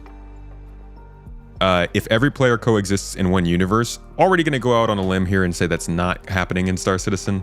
It's just simply not. There's no possible... I don't think there's any possible way that the people in Asia are going to be able to coexist with the people in the Americas in servers and have good support.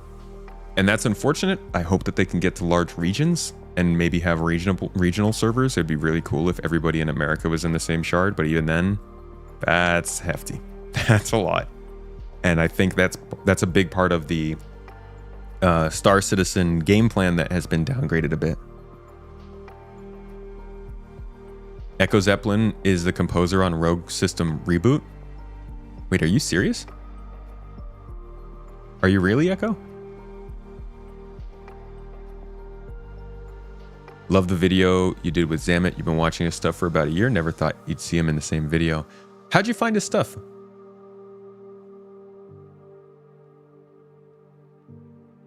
"2024 was a huge financial success for Elite."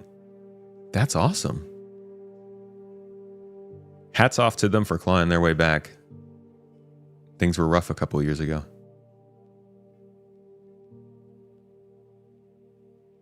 He's too humble to bring it up. How do I not know Echo? You motherfucker.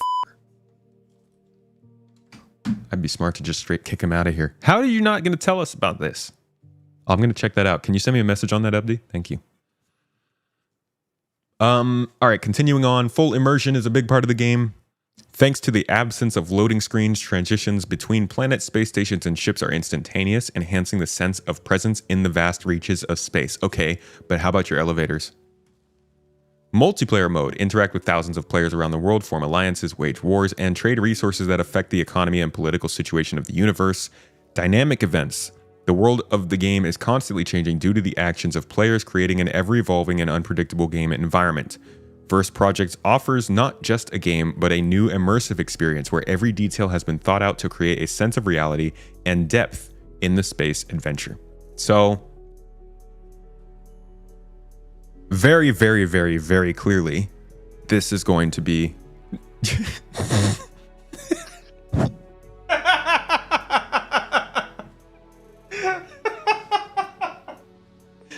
Oh, God, the sheeps. I love that. I'm sorry. This is very clearly going to be something that is interesting to similar people. Like we've talked about Starfield next to Star Citizen, and they're clearly not the same type of game, but it doesn't matter. People aren't looking for exact games, they're looking for experiences. And a first-person experience in a space environment that allows you to do what you want is what people want. Starfield didn't really do that, but it did allow people to do it more than they've been able to in the mainstream. And because this is such a hard thing to do, it's still going to be a pretty novel experience no matter who does it.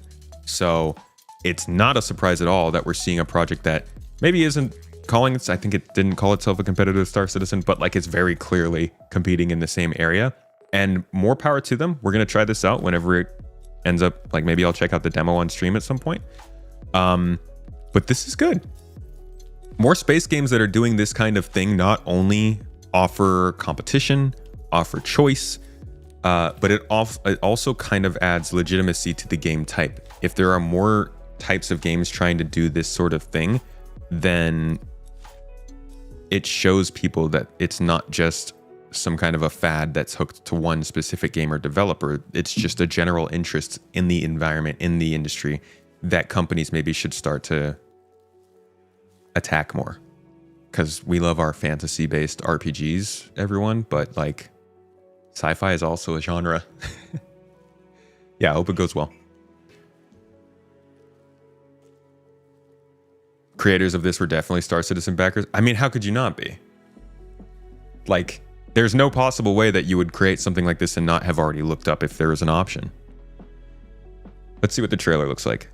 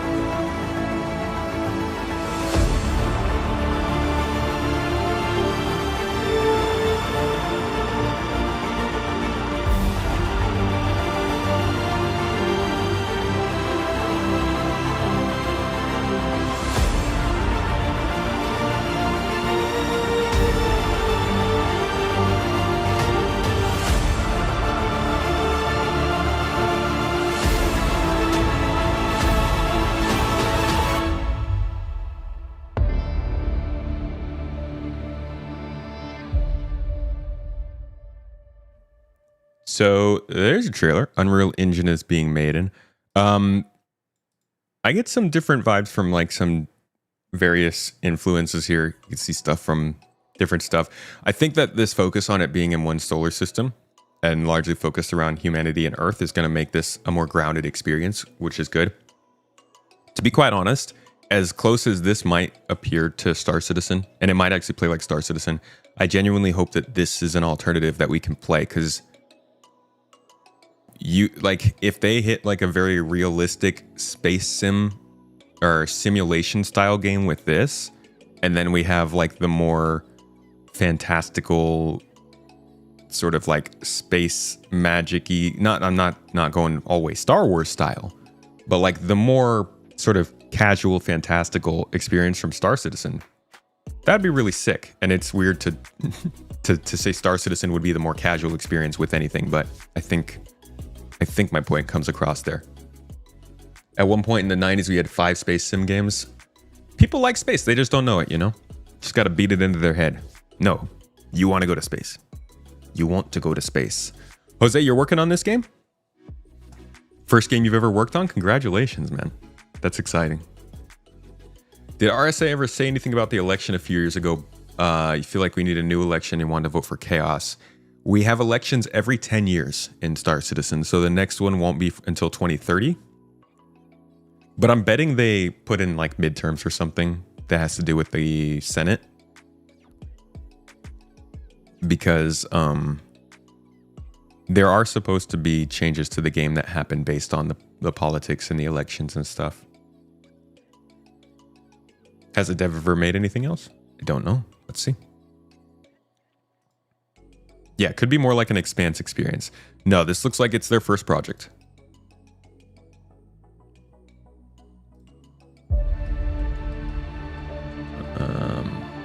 Hold on. Tech Demo is not a game with full gameplay graphics and visual effects. They got the station interiors, significant upgrades, ship flights. In this update, you can now fly beyond the station on ships and return by requesting docking. Free movement and 10 kilometers of the station. Okay.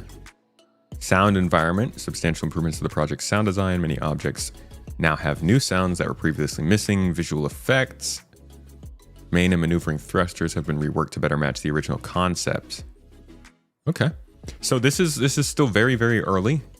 It's at the point where they're getting, I think there's likely a lot of the lore and the real IP here is missing.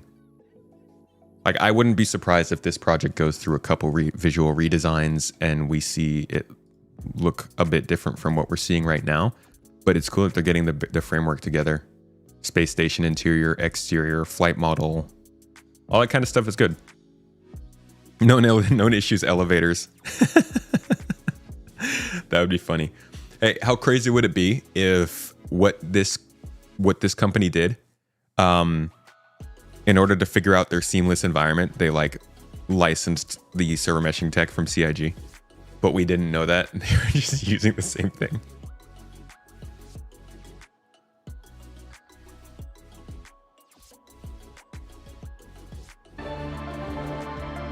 What the? Did you just unmute yourself? Stop. It's the first VR Arma style game made to a big... Oh, that's what you're... Okay. That's cool. Love to get your input on the game you're working on if you're up for it. I am not going to lie, dude. I'm not going to be great to talk about Arma with. I can definitely tell you who would be. Arma's not really my style.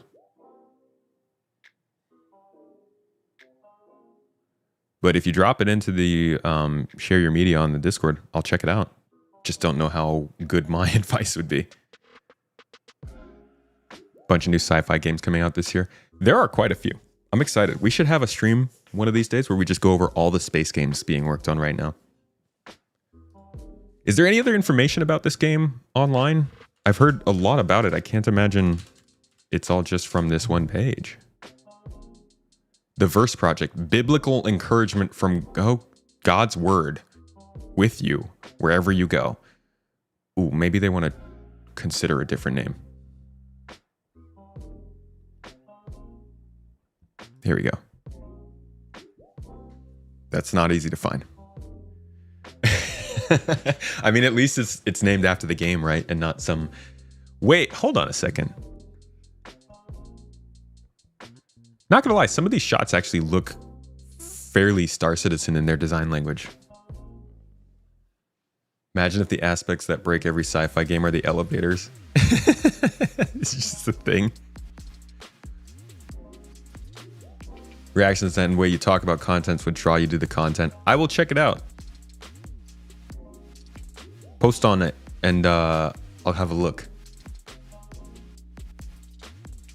Excited about Space Engineers 2. Yeah, so somebody asked if I knew about Space Engineers earlier. Know about it, and it's a pretty interesting project. I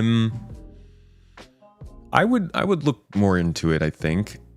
I'm not sure. I guess I haven't been convinced by it yet in terms of like missions and narrative and stuff. I know it's a very exciting building game, but I've always viewed it as a building game in space.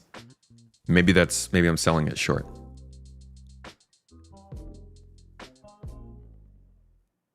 A lot of the UI in the video you watched of the demo looked very SC inspired. This is the play the demo.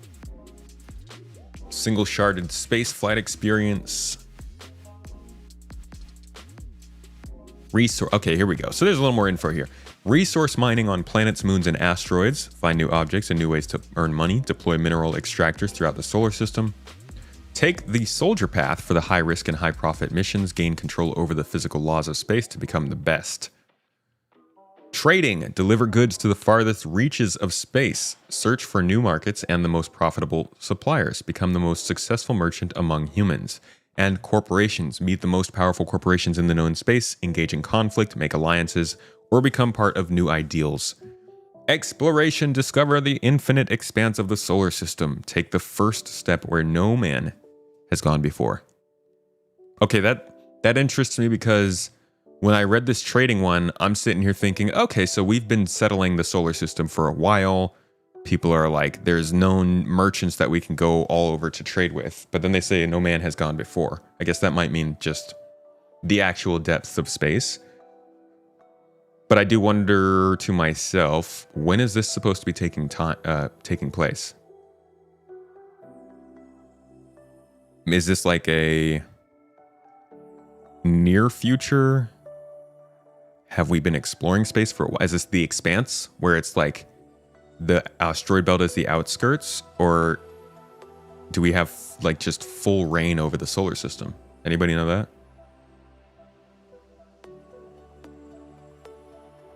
I guess there's really not the lore. The lore is not here yet, from what I'm getting. This is very much starting on the base first, which is funny because that's so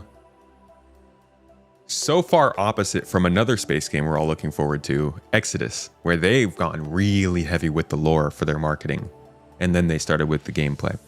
So the roadmap for this game says Habitation Zone demo. First demo is completed, Q2 2024.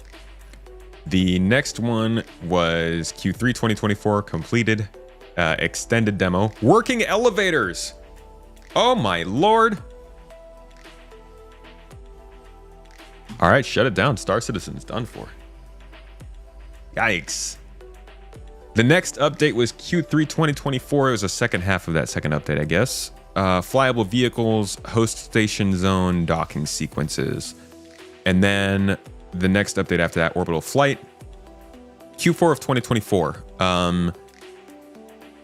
Flight zone restrictions removed. So orbital flight systems, planetary systems V1, which would have full-scale moon generation, and orbital points of interest. So this is what they're working on right now.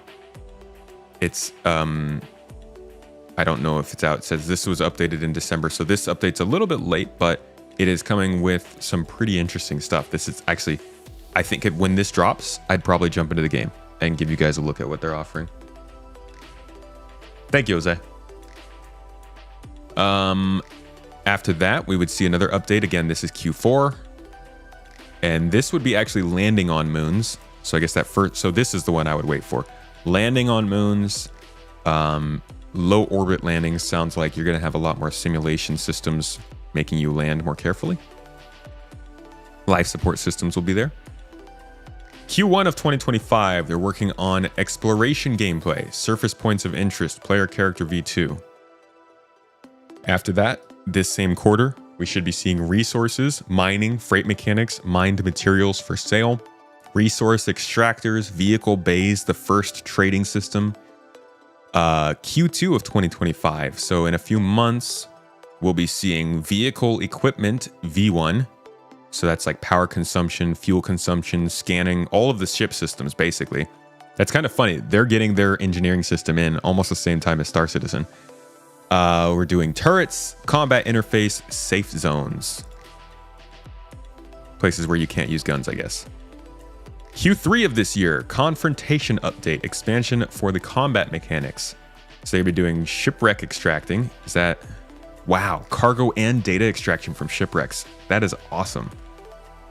Player security status. I wonder what that means. Oh, so crime stats. Basically, this is the law system. The confrontation update is their law system. Okay. Surface side settlements. That should be pretty cool. Procedural settlement models, settlement landing zones, and a trading system. Mercenaries update. This one's going to be including a mission system for the first time. Delivery and combat missions. Nice. AI systems V1. So flying AI. We all know how much... how nice that can be. Vehicle equipment, V2. Armor modifications, cargo modifications, so customizing your vehicle. Q4 of this year, so by the end of 2025, they want global events that affect all of humanity and push the expansion further into the depths of space. So global events, big multiplayer stuff, player corporations. You can now create and manage your own corporations, permanent organizations to perform various activities in the verse. Okay, I'm sorry, but that sentence is like literally straight the out of Star Citizen. Permanent player organizations to perform various activities in the verse. Organizations is obviously a pretty common word, but I don't know if they wanted to be compared to Star Citizen, but calling themselves the verse is going to make, like, every time that comes up, people are going to think of Star Citizen if they've played Star Citizen before. That might have been a choice that they purposefully made because they're trying to go after Star Citizen players. But that is... All right. Expansion. Onward into space to new horizons and distant planets. New planetary zones with new content are being added here. Can you get there safely? So this is... Wow. Earth, Mars, Venus, Mercury. They're just straight up going to add the solar system to the game. The inner solar system, rather, to the whole game by the end of this year. Detailed Earth surface generation for close orbit flight and points of interest in orbit over Earth. I wonder how they do the surface. Mars is going to have points of interest in orbit. And then they will have the moon's surfaces. And then Venus will have its points of interest in orbit and Mercury. The verse is a phrase from Firefly. Ah, well, there we go. Unfortunately, Firefly is a little bit less known in the zeitgeist, so I don't know if that's gonna... I don't know. It's kind of like how Star Citizen chose to name their planetary tech Genesis.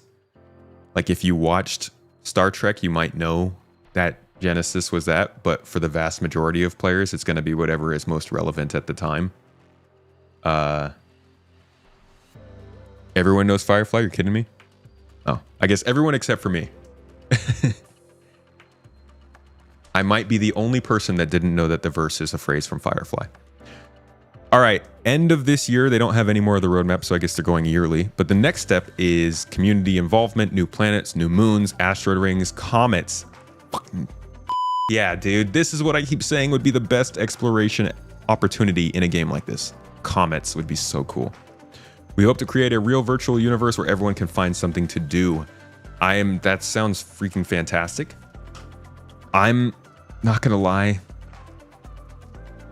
I do wish this was like single player. I'm not an MMO player. Star Citizen is an anomaly for me. And that's why all the other space games you see me playing, like, well, talking about at least, like Exodus, Mass Effect, Halo, Elite Dangerous, X4, they tend to be more solo play focused. So I'm excited for this to be an MMO. I'm excited for this game. This sounds really freaking cool. But I would have been more excited for it as a single player game. Either way, we will definitely be checking this out throughout the year. We'll wish list it, and then whenever that demo comes out with the planets, we will jump in together, see how it performs, and hopefully they can keep their stuff going. They got some open positions. It's not a ton of information, but I guess that's because it just started. Game studio where creativity and innovation come together to craft a unique project. We strive for the highest quality in every aspect of development, reflecting our passion for boundless cosmic journeys. We welcome talents who share our enthusiasm for space exploration and aspire to achieve outstanding results. Join us in crafting an immersive gaming universe where each element is an expression of innovation and creative experience. So, I saw somebody mention that the studio is in Russia. And the only other languages they support are Russian. But they don't really talk about that at all.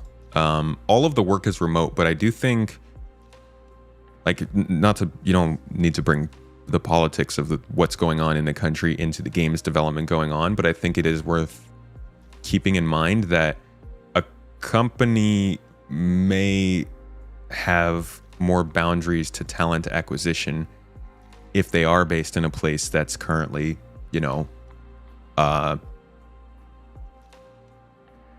a lot going on. But they don't say here where they're based. It's just that, I don't know. I have no freaking clue where the company is or anything like that. You're 34, you don't know how you missed Firefly, but yeah, you'll have to check it out. I'm 32. I also missed it. I only watched Serenity. I saw Firefly a couple times. And I really loved it, but I was more watching, what was I watching at that time? I think there was another space-based TV show around that time that I was interested in.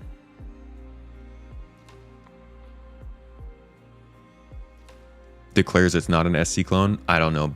I think I've heard somebody say that, but I didn't see that. Heavy Chad, what's up, man? Heavy Chad. Is that a method of measuring? You've been watching the YouTube videos. Well, thanks for dropping by the stream, man.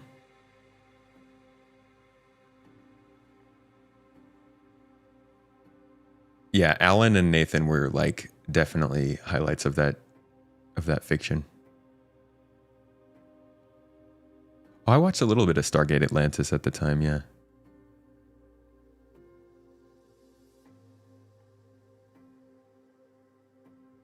They made it on a tiny budget. It had a very, very good feeling to it. It had its own energy, Oh my God, they keep bringing up that Bible thing. The Verse Project. Yeah, I don't see anything.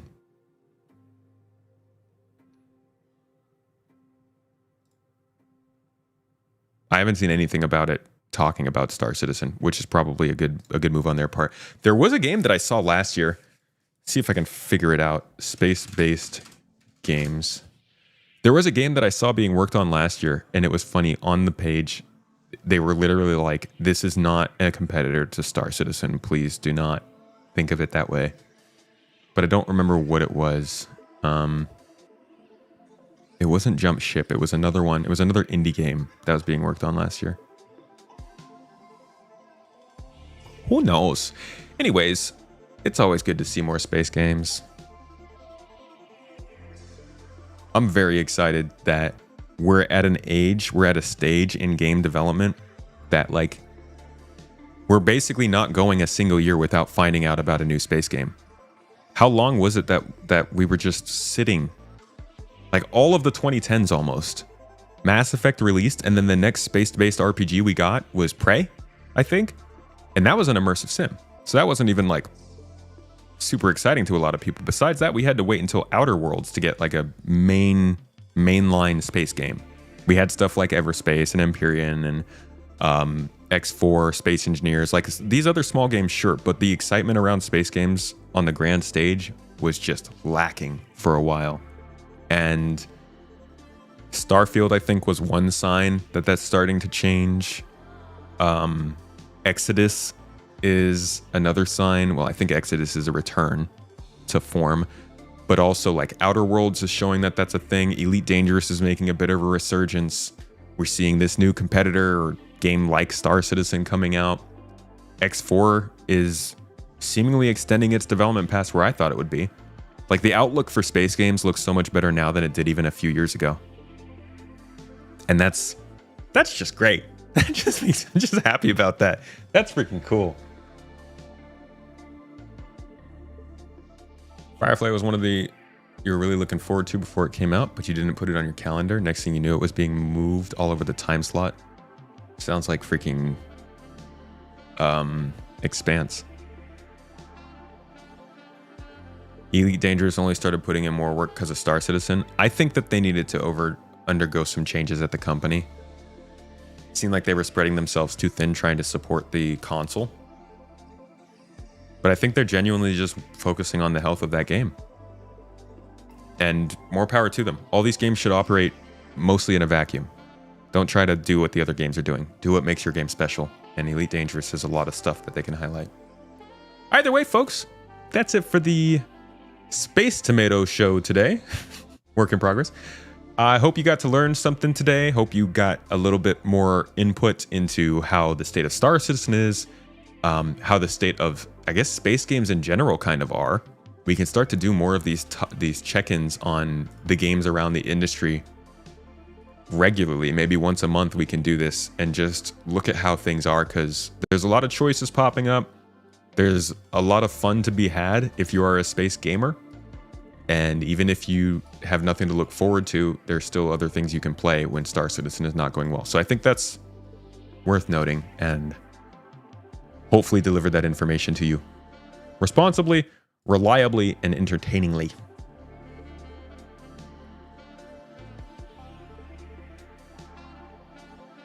Oh yeah, ED has good mining. I've seen that. It's really cool. I want to try that when I get into that game. When I was doing the mining, I was just firing stuff at asteroids and then scooping things up, but the deep core mining I heard is really cool. All right, folks, treat yourselves well. You're great people. You deserve a good time for yourself, for your family, for your loved ones. Eat something you love. Do something you love. Treat yourselves well. You know, just have a good day. It's the beginning of a new week. Let's make this one a good one. It's Monday. I'll see you back here on Friday or Wednesday, not Friday. We'll probably be playing the game, and hopefully it's playing a little bit better than before. If not, though, as always, I'll try and keep you informed at least. You have a good day. Y'all are great. Have some fun. I'm gonna send you over to somebody else streaming. Make sure they know who we are. Toast gang, folks.